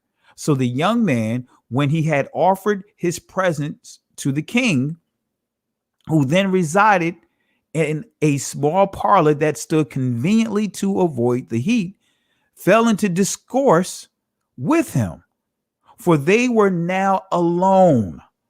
The king having bid his servants that attended him to go their ways, because he had a mind to talk with Ehud.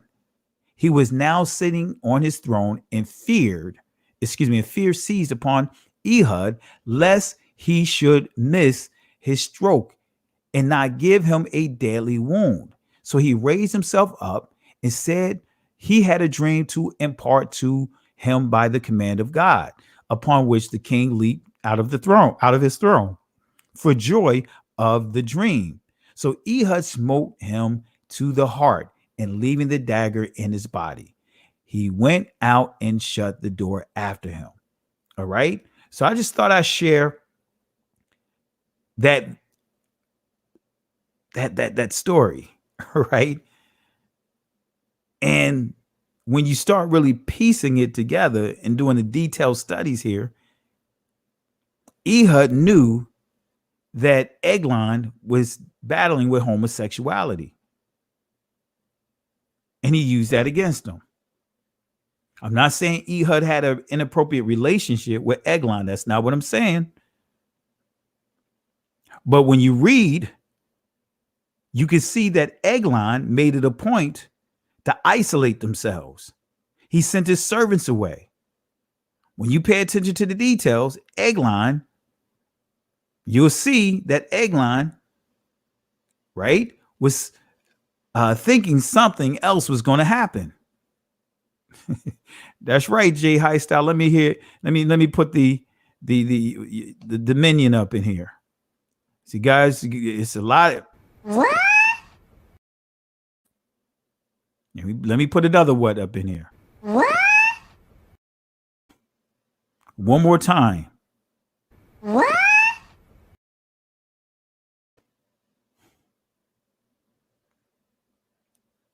Right? Matter of fact, let me put a little Afro Thunder up here. Let me put a little Afro Thunder in here. All right.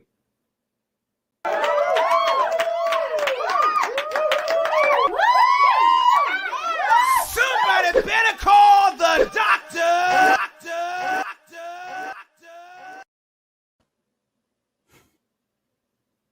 That's right. May have to call a doctor after revealing that portion, right? See, y'all, when you really study the book of Judges, right, there was a lot of perversions that was going on, especially when we started dealing with the Benjamites. Remember, it was the Benjamites, a group of homosexual Benjamites that they referred to them as being the sons of Belial, right? The sons of Belial, right? Who wanted to rape the Levitical priests, the Levite priests, wanted to rape him, wanted to sodomize him. But instead, the servant of the owner of that home took the wife of the Levite and his daughter and threw them out, put them outside the house, so that way these Benjamites can molest them, to the point that the daughter or the wife of the Levite, she died. The wife of the Levite died. See, y'all got to take this a lot further, family, because it's a lot that went on. You see the Benjamites, right? And we see that, their name actually points to them being what? Sons of the right hand, right? The right hand, right? The Benjamin,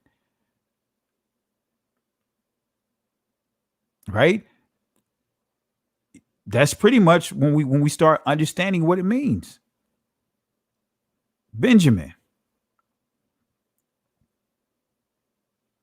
right?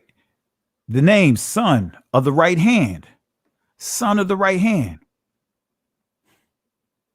But we are told that they were left-handed. the point of emphasis was placed on their left hand. I'm not going to get into it all tonight, but I just want to drop that nugget on you guys. That Ehud knew that the king, Eglon, was a homosexual. And that Eglon was thinking that something else was going to happen. He was thinking about a present, but not a different type of present. All right. A different type of present. So let's wrap this up. Let me give you some pot bellies, some male gods with pot bellies, birth male giving gods, right? Let's start with Zeus. Zeus, the Hellenic Greeks, pretended their new father Zeus gave birth to the much older goddess Athene from his head. But before he could give birth to Athene, he had to swallow her real mother, Metis. In other words, her name means wisdom, who was pregnant with her at the time. Wait a minute. So we're seeing here that Zeus gave birth to a goddess that's older than him, right? That's what it's saying here. The Hellenes also claim Zeus gave birth to Dionysus from his thigh. Gave birth to Dionysus from his what? His thigh. From his thigh. So what was the significance of Ehud hiding the knife in his right thigh that he pulled out with his left hand?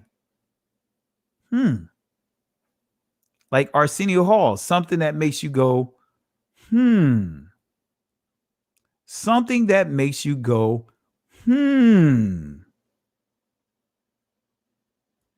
All right.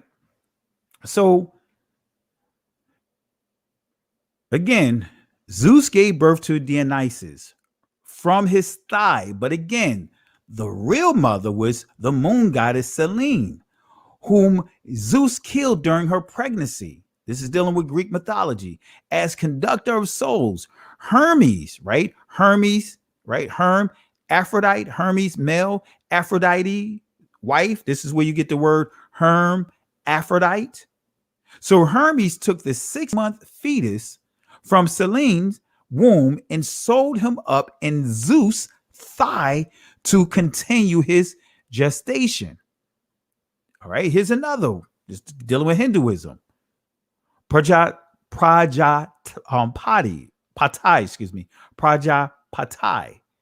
right? This is another male god, right? So Prajapati, right? This is what it says. The Satapatha Brahmana said that the god Prajapati learned to give birth to creatures from his mouth. But before he could manage it, he had to make sacrifices to an older, higher power, the goddess Svaha, right? The goddess Svaha.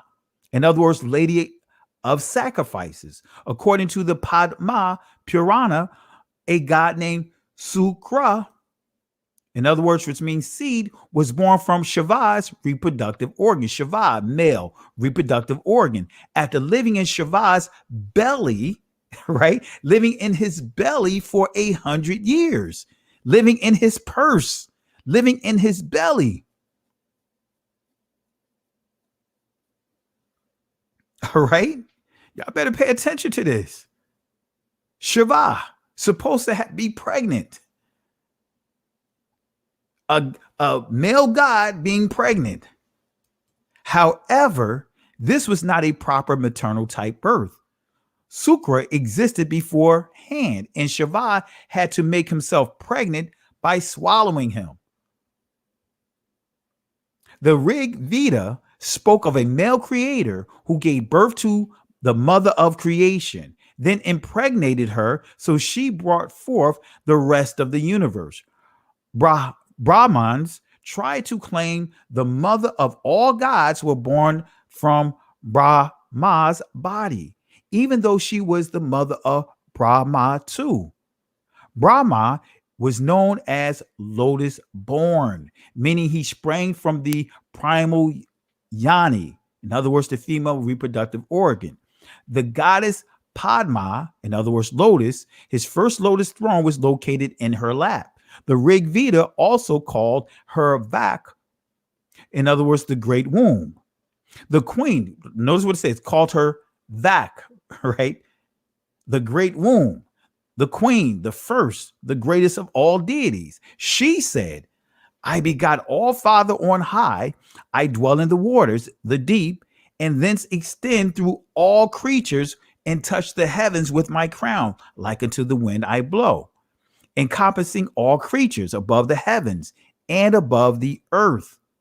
Let me show you another guy. So we dealt with the Hindus.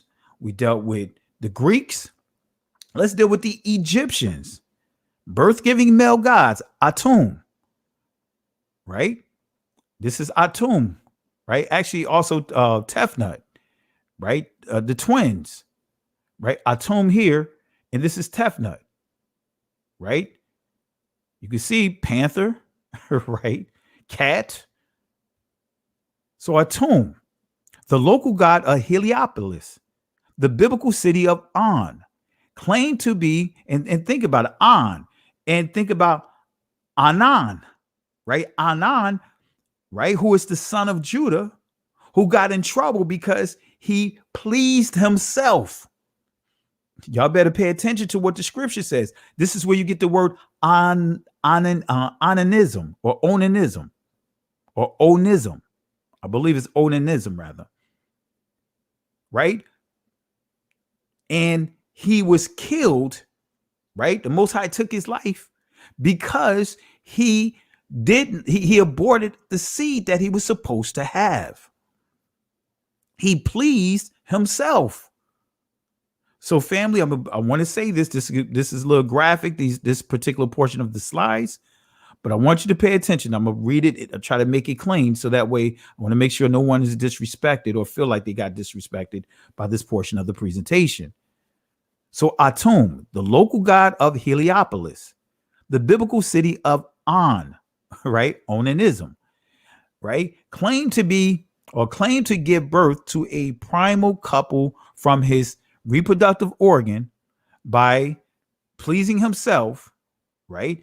Pyramid text of 2000 BC said Atum created in Heliopolis by an act of pleasing himself, took his reproductive organ, right, and began to basically please himself.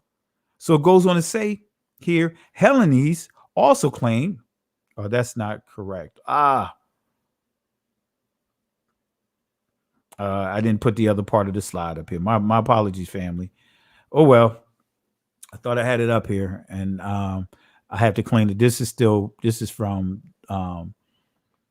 dealing with Zeus, this portion of it. Let me see if I could correct that real quick. If not, we'll wrap up with the last portion of the slides because we had to end here.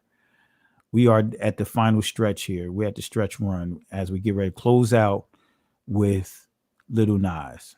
And it's not going to take us long to deal with Lil Nas. All right, but let me see if I can correct this real quick.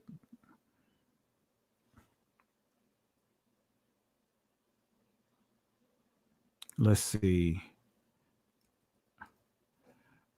I may not have. There we go. All right. Let's try it now. All right. Going to the other part. Yeah. And the twins were born.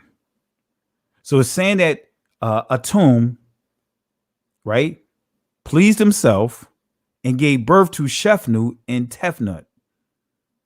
However, priest Khepera insisted that their god produced Shu and Tefnut by, again, this is self-pleasure, self-fertilization through his mouth. All right, I'm going to stop right there because it gets very disgusting when you start studying these different groups, especially when we start understanding that the Egyptians, the Hinduism, and many of these groups, they promote phallic worship. And phallic worship is the worship of the male and female reproductive organ. So I'm just going to leave it at that. I don't want to get too far with that, but let's go ahead and wrap up with Lil Nas. Right? This is an article. People are actually asking if Lil Nas X is really pregnant. Right? Family, a lot of talk was going around about Lil Nas. And everyone that's talking about him, guess what? Giving him exactly what he wants. And that's free advertisement, publicity. Bad publicity is still good publicity, because all what he did, this was just a political stunt, a publicity stunt to draw attention, because he was getting ready to drop his album. Madonna, right, gave advice to Dennis Rodman. I'm not sure if all you guys remember Dennis Rodman, the basketball player who played for Detroit Pistons, also played for San Antonio, and he played for the Lakers, who put earrings all over himself, tattoos, and wearing a dress and all kinds of stuff. Madonna gave him that advice to what? Make himself more marketable, draw attention to himself, to make more money. And that's what he began to do, because he used to date Madonna.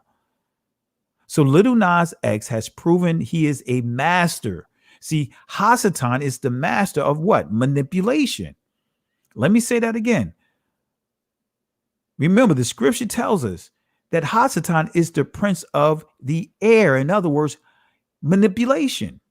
Lil Nas has proven he is a master of performance arts since bursting on the music scene, right? Manipulation. But the singer's latest stunts has left some people genuinely confused. The Old Town Road hitmaker certainly knows how to draw up publicity to promote a new song. What is he doing? Promoting a new song. He sold his soul. He used to, if I remember correctly, his parents are pastors. He used to operate in the ministry as a youth leader. Look where he's at now. And each one of his releases has been a major musical event.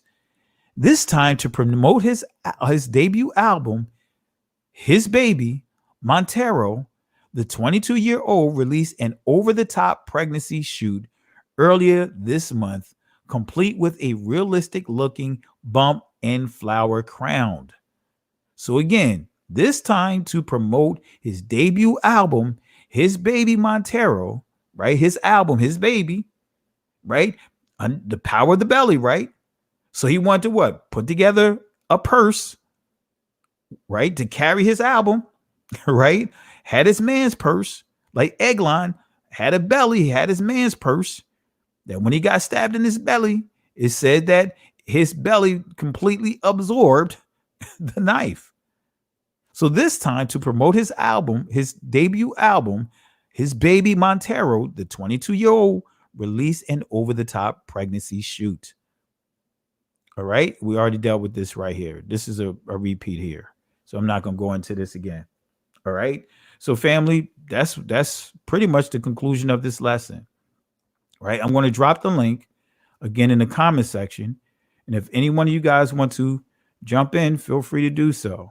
All right. I know I covered a lot of information inside this lesson, but I want to drop the link again just to give an opportunity for those that want to join in briefly in the discussion.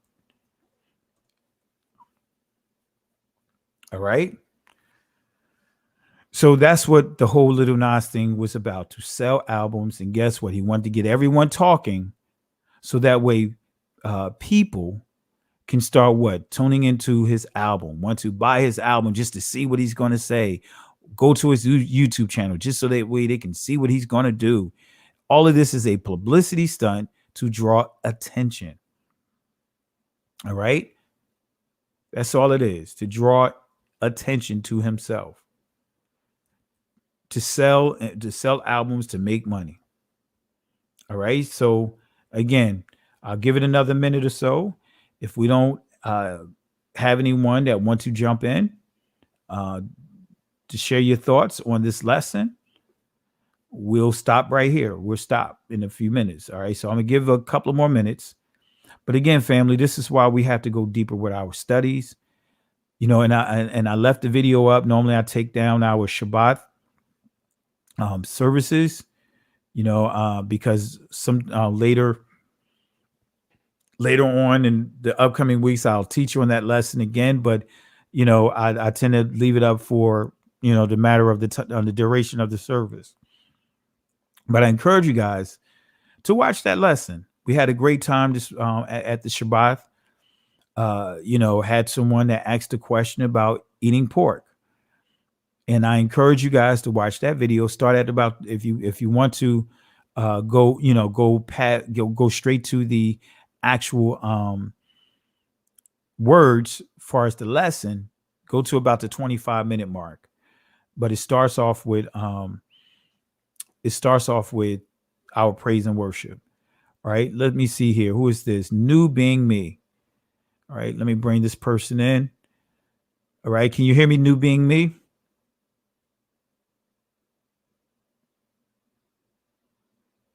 Yes, I can. I want to thank you so much. I'm just trying to up my battery here.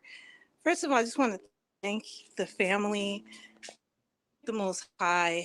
Thank our Father Yahweh Elohim and our brother Yeshua HaMashiach, Kinsman Redeemer, for all this beautiful edification, this technology, and the fact that you can just over the stream waves, you can just really help us to grow and build. I wanted to say, actually, I'll put my camera on. I'm just kind of like nervous. I just wanted to say, I'm from Haiti, and I want to thank you, like, remember family, and like, just reminding us that we were all family, just separated in different ships and sold as different merchandise to different countries, and just all that. I want to thank the Most High, especially during this time. We find out who we are. There's so much things that I've learned from you, Sister E, Brother Teo Ministries. It's this kingdom building. Honestly, I grew up 7-day Adventist. My great grandmother's family is from Ethiopia, so we always had that Ethiopian weird crypto Jew thing happening, but nobody really understood that in Haiti. But there's so much history in Haiti, especially when we're talking about Ethiopia and Haiti in 1804, and a lot of the social, political, and spiritual that was happening. Even when we look at Toussaint Louverture and the history with that, even his name is Toussaint. All the saints are opening up. Haiti was that, just all those Igbo, Hebrew tribes coming together. And I think, there's some, in the Haitian voodoo, there's some remnant of the truth. It's like the Levitical priests went the wrong way. They went left, kind of like how the European Jews studied the Talmud.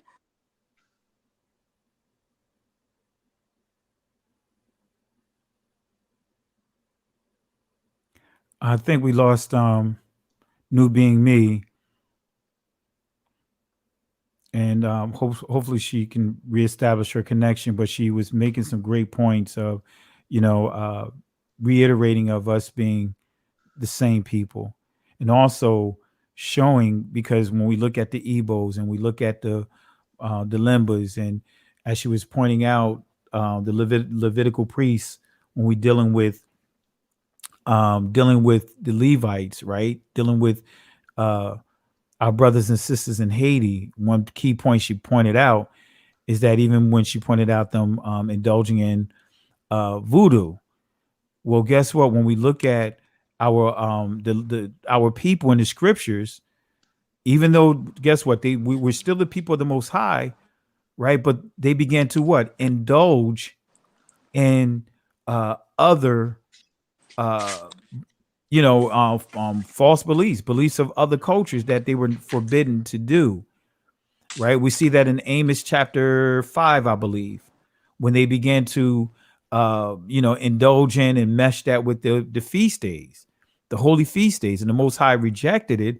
But just to her point, that you know, she can see the some just how can I put it, the residue of who we are, and how is even how they embrace some of the other belief systems that are out there that's not ours, but she can still see the residue. Kind of like when you look at the Dahomies and some of the other tribes, still kept some of the residue of the Israelites of the scriptures, but began to mesh that with other belief systems. You still there, New Being Me?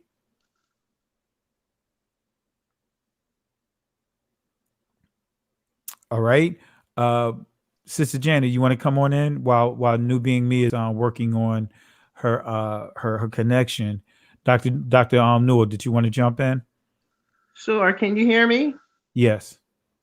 You know, she was making some valid points. She was making some really good points. And it's something when you have a person from a particular culture or a particular part of the country or a land that can really relate and come in and give firsthand information. But what I wanted to say is anytime you mix any type of culture, any other culture with the culture that Most High put before us, the only thing that could come out of it is perversion. And when you look at Lil Nas, they're they're setting forth, that is an agenda. That is an agenda against our young Black men. That is an agenda, homosexuality, trying to make it look like it is okay, it's the norm. And I always say, just because a land makes a law, make it law, doesn't mean that it's according to the word of the Most High Yah. And we have to really, really get a hold of our young men. And like you said about the clothing that they have on, what they're wearing nowadays, now you can't even tell whether the garment is a woman's garment or a man's garment, and vice versa. And we are the standard. We are the standard. He told us not to take on the culture or the customs of the land, but still, even today, we have some of our Hebrew brothers and sisters that are taking on the customs of the land, burning sage and doing all these things, dealing with crystals and all of that. And somebody has to be the standard. And I just want to say I appreciate this teaching. I came in a little late, but the teaching, the part that I got was phenomenal. Just keep up the good work. I was blessed tonight. Appreciate it, Doctor. Appreciate it. And we have to in a nutshell, take us back to what the scripture tells us to do. We have to lift up our voice to what's right, what the Most High has said do.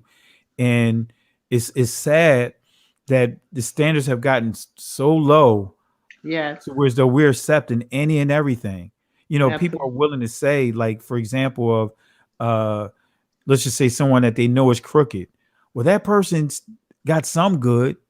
No, we have to leave that doctrine alone. We have to, if that person is a leader and they're teaching our people to indulge in stuff that's contrary to the word, that person shouldn't be teaching, should never teach again. So New Being Me, looks like you're back. I'll give the floor to you. Yeah,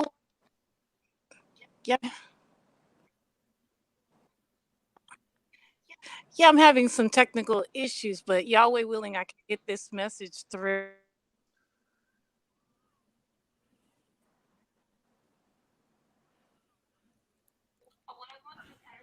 What I wanted to add to what the doctor was saying is that was what happened with the voodoo. It became, our Hebrew became, and we sold out to the system, whether it was the Catholicism system, the white Jesus, and all kind of other mix up. And this thing with Lil Nas is visual voodoo. That's what's happened to our nations internationally. It's a visual spell to mess us up. I don't know if anybody heard me. I don't know if it's too broken up. Yeah, you're breaking up. It's kind of like blocking. I can hear portions of your sentence. Sorry.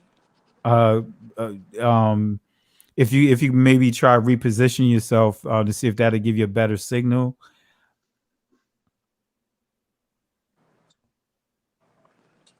Well, I apologize about that. Hopefully. That's great. That signal's great.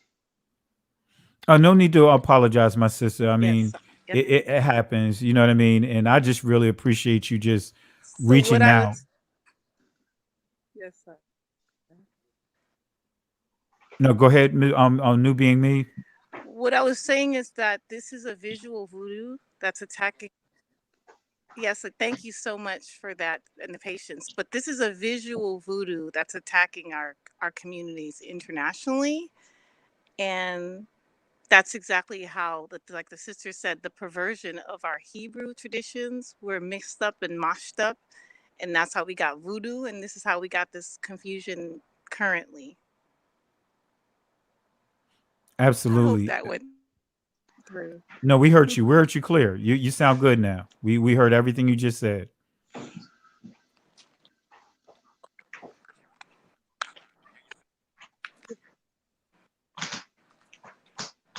Thank you for the edification, and thank you for remembering us on the island. And I really feel that through the Holy Spirit, the Ruach HaKodesh, if we can help work with Haitians spiritually, literacy, have them understand the Old Testament, the New Testament, see it in refreshed eyes, see where they are at in it, and see how spiritually imperative they were in taking these slave master off of the backs of Africans all over the West and their connection to Ethiopia.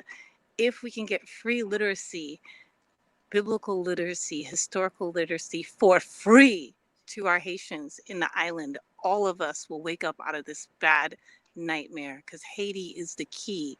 And as long as they keep putting Haiti in our faces and make us look like pathetic or sad, or see, they didn't earn their freedom, that's what's going to happen to you. As long as they keep playing that video in our minds, then that's what we're going to believe. But we have to break out of that system and help our Haitian people educate and know who they are.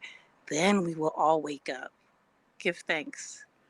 Absolutely. Absolutely. We definitely have to, as you pointed out, and I believe not just in Haiti, but just our brothers all across the diaspora, because we're so lost as a people that we really don't understand the history. And we're so, how can I put it, submerged in Christianity and Catholicism, that even when many of our brothers and sisters are given the truth, they will fight you tooth and nail to reject it.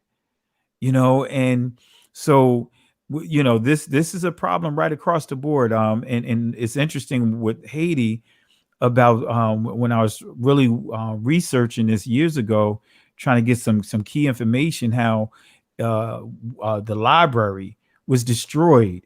You know what I mean? Back in the turn of the 20th century, the mid 20th century, was destroyed. Some key documents, key information, key history that can help all of us, not just our brothers and sisters out there in Haiti, but help us all across the world. Matt, can you imagine the stuff that was destroyed that can be very instrumental? So really appreciate you, New being me. Dr. Newell, I thought I heard you get ready to say something.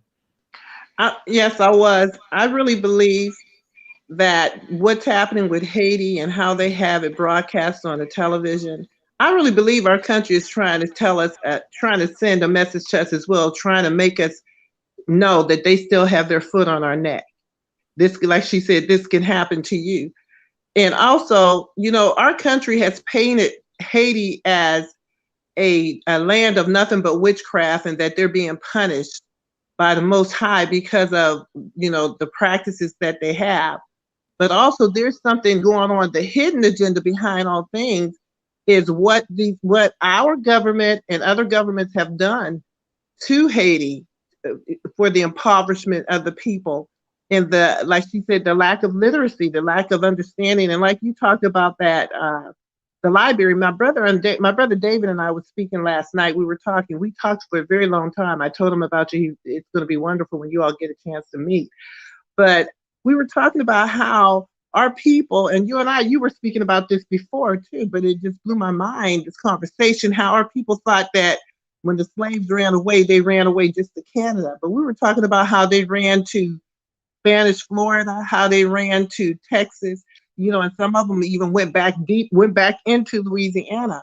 But everything that's going on right now, that's because there's something that's getting ready to emerge. Something is getting ready to happen in this land. And we're so busy looking at things that are not important and just the conflicts amongst each other until we're going to get caught up and not be ready. And when I say we, I'm talking about a community. When we are ready, we don't have to get ready. And these teachings are making people become more aware and enlightened concerning what is really going on. When you first taught and you did your live on, Haiti and how they were riding around on horses and carrying on and ushering those people back out, they have to leave the country. Well, you and I both know that no sooner do they land down in Haiti, they're going to get back on those planes, back on those boats, and they're coming right back over here. This is government money that they're wasting. And why can't they stay here like every other nation that comes into our country, every other race that come into our country from these other countries? They make provisions for them. They give them loans when they won't even give the people that live here loans to start businesses. They give them every opportunity to make a living here. But when it comes to people of melanin color, it's almost like this is not for you. We can't help you, but we're going to help everyone else around you. And it goes back to the word where it said that we would be the scourge of the earth. It goes right back to the word, and really the word is being fulfilled in a whole lot of different ways. But if we could just come together and, like she said, give them that education, give them that community worth, let them know, this is your history. And like you said before, my brother David and I was talking, United States was not the first place that the slaves were dropped off. It wasn't in the United States, but they got here. And that's how we were born here and birthed here. But we need to get back to the basics and give the people the knowledge of what really happened in our history, so that now in their present and in their future, they'll have a clear understanding of why we are being treated this way, why things are going the way that they're going, because they understand their history. And if I'm wrong, I'm sure you'll correct me. But it's so important. Knowledge is paramount. And when you don't have knowledge, you're at a disadvantage, because you really cannot understand what is going on without knowledge of what has happened in the past to bring us to this point again, in different forms, in different ways. But it's the same agenda.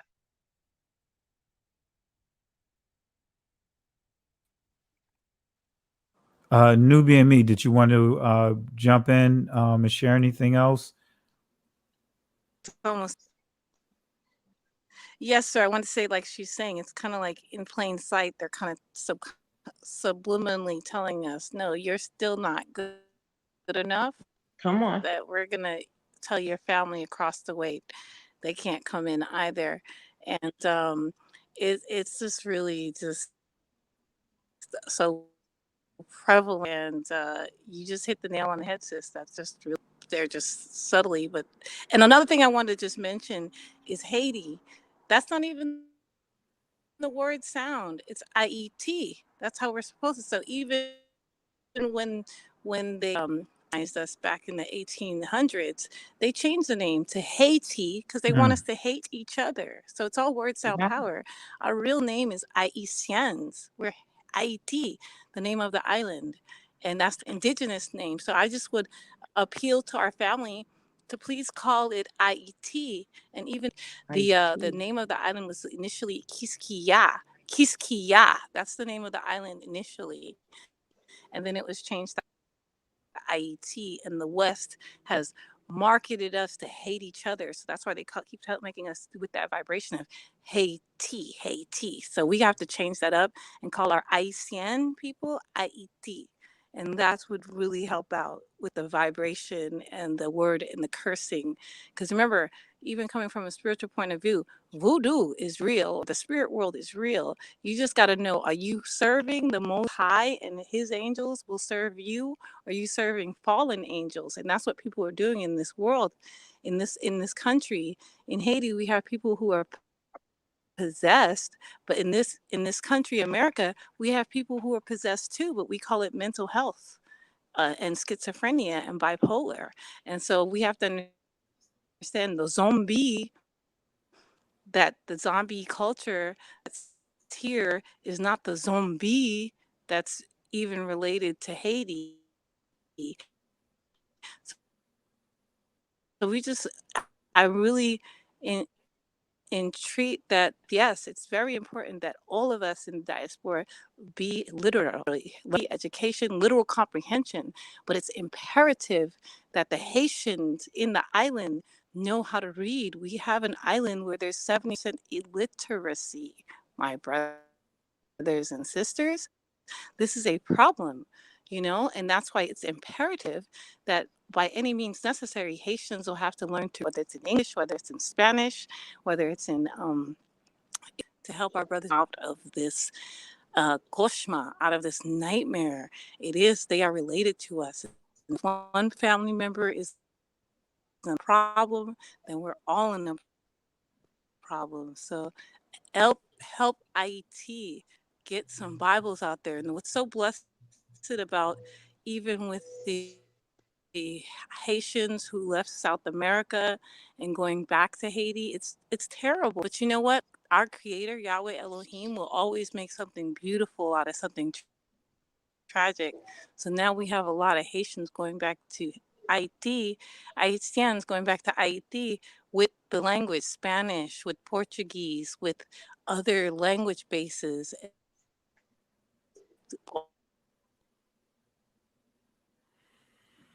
Well, I appreciate it, sis. I think you started breaking up again, but I really appreciate just even giving clarity. What she just pointed out about the instead of using the term Haiti, that is Haiti, right? I hope I'm pronouncing it correctly. Haiti versus Haiti, and that can do a lot to your psyche in terms of really the correlation or the similarities to the word hate, right? Hate. But Haiti, right, is, as she pointed out, is what we should be referring to the name of. I think she said it was another name too. Are you still there? Are you still there? New being me. Yes, brethren. Yes, brethren. The original name of the island was Kiskiya, Yah. So there's that Yah connection, like Look at that. Kiskiya. Kiskia. So, and then other portions of the island was called Haiti. hmm Because we have to understand, when the heirs and the builders of society, when they were initially kidnapped and their identity was taken, they were carried beyond their home to the Caribbean. And the first island was Haiti, which they renamed Hispaniola, Little Spain. This is where they kidnapped the hard-headed ones, the nobles, the people who knew who they were. That's why Haiti ended up being where they would put them in Haiti, aka Hispaniola or Quisqueya, because that's where the first high priest, kings and priests, noble children were stolen and taken and hidden. And then the rest, they were able to scatter throughout the place, And then the whole connection between Haiti and Louisiana, we can have conversations about that for days. And then again, we must give it to our Haitian ancestors, brothers and sisters who freed up America and really, well, actually, they made America what America is now, from Louisiana all the way up to North Montana. The history is just so immense that the Creator wants us to remember, and come back again. I Haitian people, they need the remembrance. They need to wake up. They need to be woken up and helped, because they really believe in the Creator, but they're following the wrong. They're getting all caught up in different roads. Well, definitely Give appreciate you. thanks. I really appreciate you sharing that key information, because I didn't know that about, as far as the original name of Haiti, and even what you pointed out, Kiskia. That's truly some great information to really to know, and I'll make it a point to use the two, either of the two. Now, how do you pronounce the initial one that you pointed out again? Aida, Aiti. Is that how you pronounce it? Yeah, I-E-T. Yes, I-E-T. It's very Okay, interesting. So Aiti. Okay, don't worry about the H. I-E-T. okay, and I'm putting it in the comment section. And we call each other Haitians, Haitians,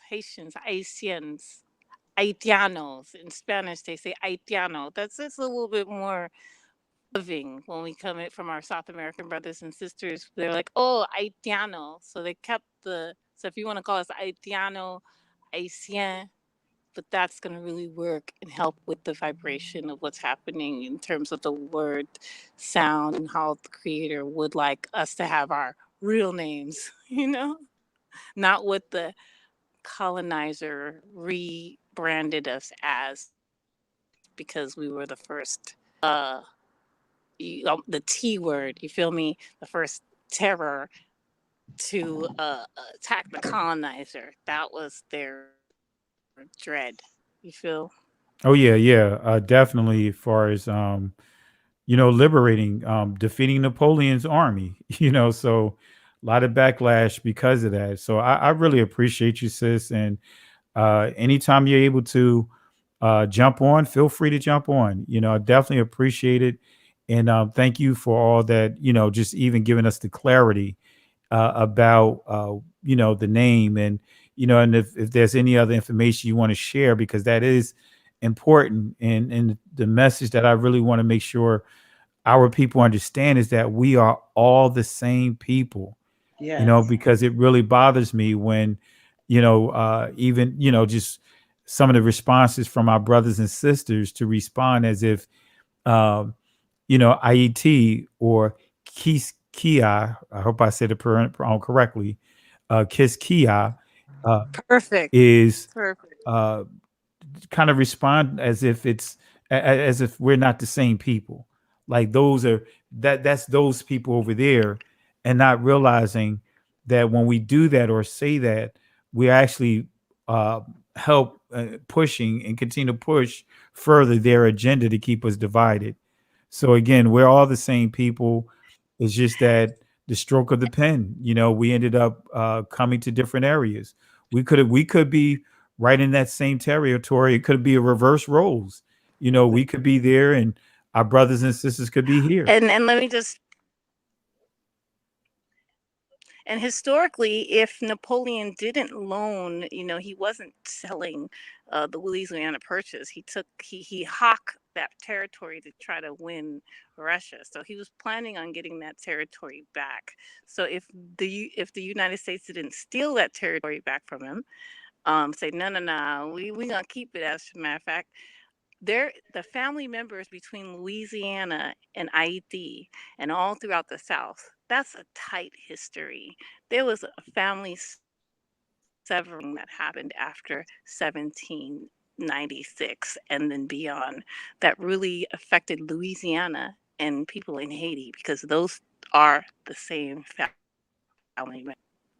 A direct brethren. It's like a big island, small island. Maui separated from like the big island.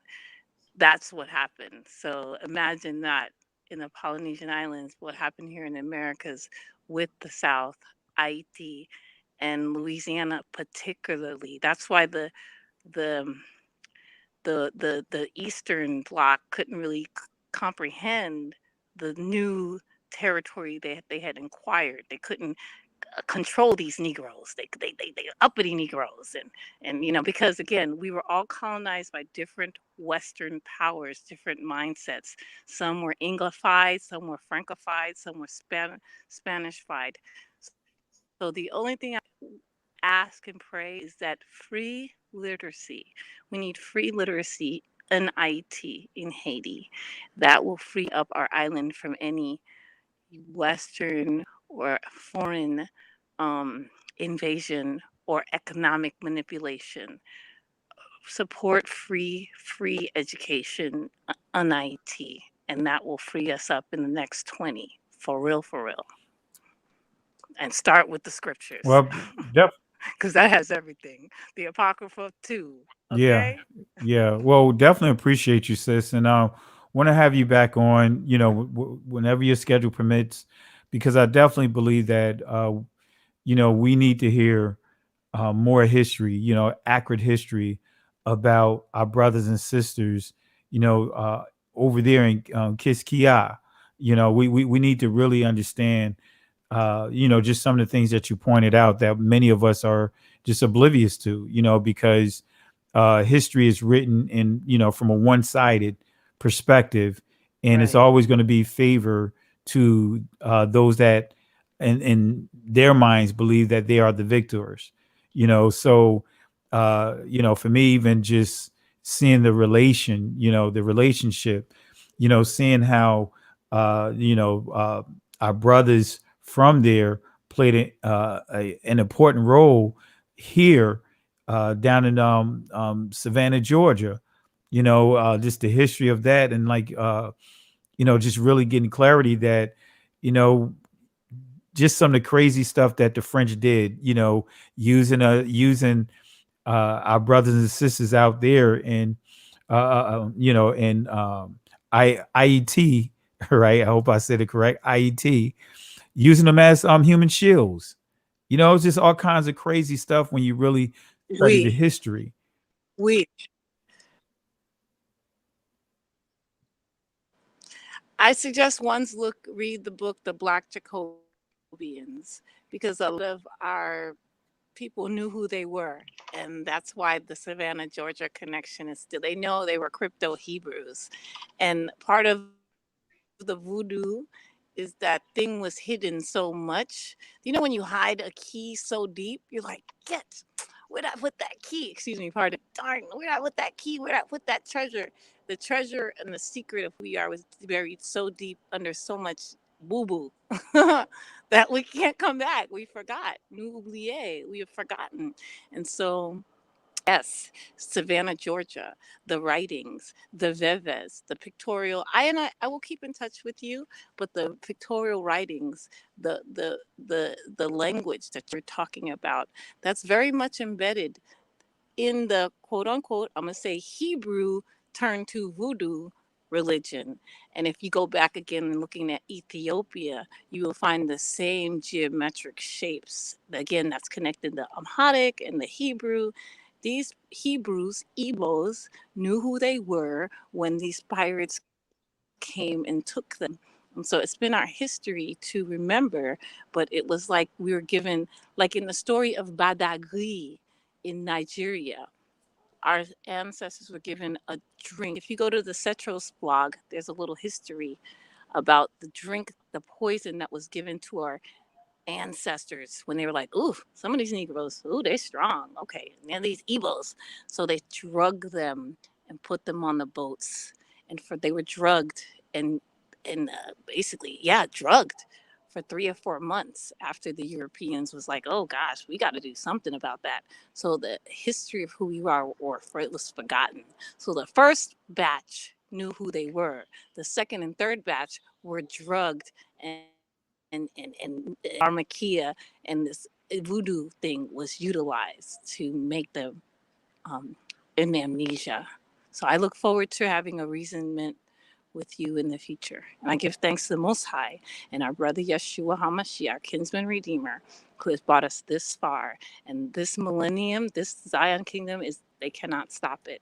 And I give thanks for everybody out there. Sister E, Brother Teo, Kingdom Harbinger, and even especially, it's going to be controversial, but especially some of my Rastafari from Rastafari sabbatical channel. His channel got shut down, but he was just bringing in the connection between all of us and Ethiopia. So we all have to sit down in kingdom dinner, mash it out, reason, build, understand, correct each other, edify. But we are coming into this beautiful bridegroom dinner with questions and answers. So I thank everybody who is edifying us through these cyber spaces.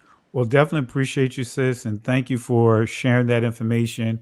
and definitely want to talk to you more about that because you probably already witnessed uh, some of the negativity that came our way about trans being able to read some of what's on the pews. Took a lot of research, and some of the information I just decided I'm not going to release publicly. I'll keep it internally for those within our community that wants to learn more about it. But I just didn't want to put the translations of many of the pews publicly because of the agendas that are out there. But I really appreciate it because, again, as you just Can't throw your pearls to swine. absolutely. We cannot throw our pearls to swine. So there is an occultism. I'm sorry, we have to be hidden. There's some hidden knowledge because sometimes our brothers and the enemy don't do the thing with it. So that's why some things have to be in the family.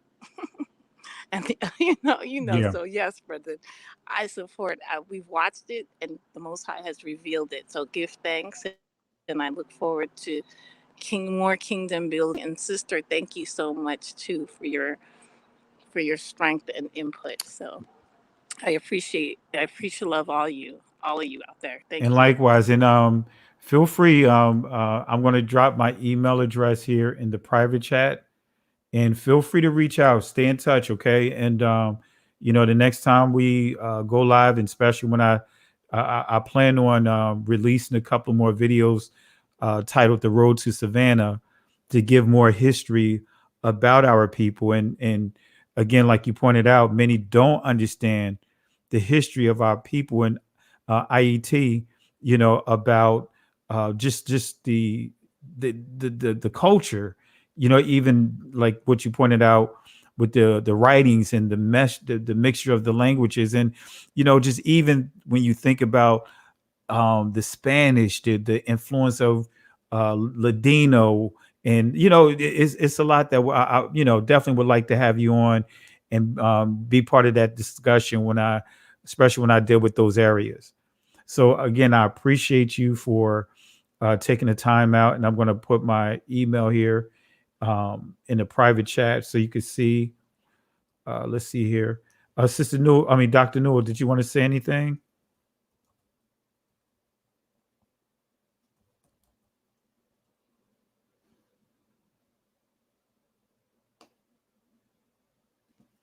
Dr. Newell, you still there? Can you hear me? I can hear you now. I thought maybe you might have dozed off. Oh, no, I didn't know my mic was muted.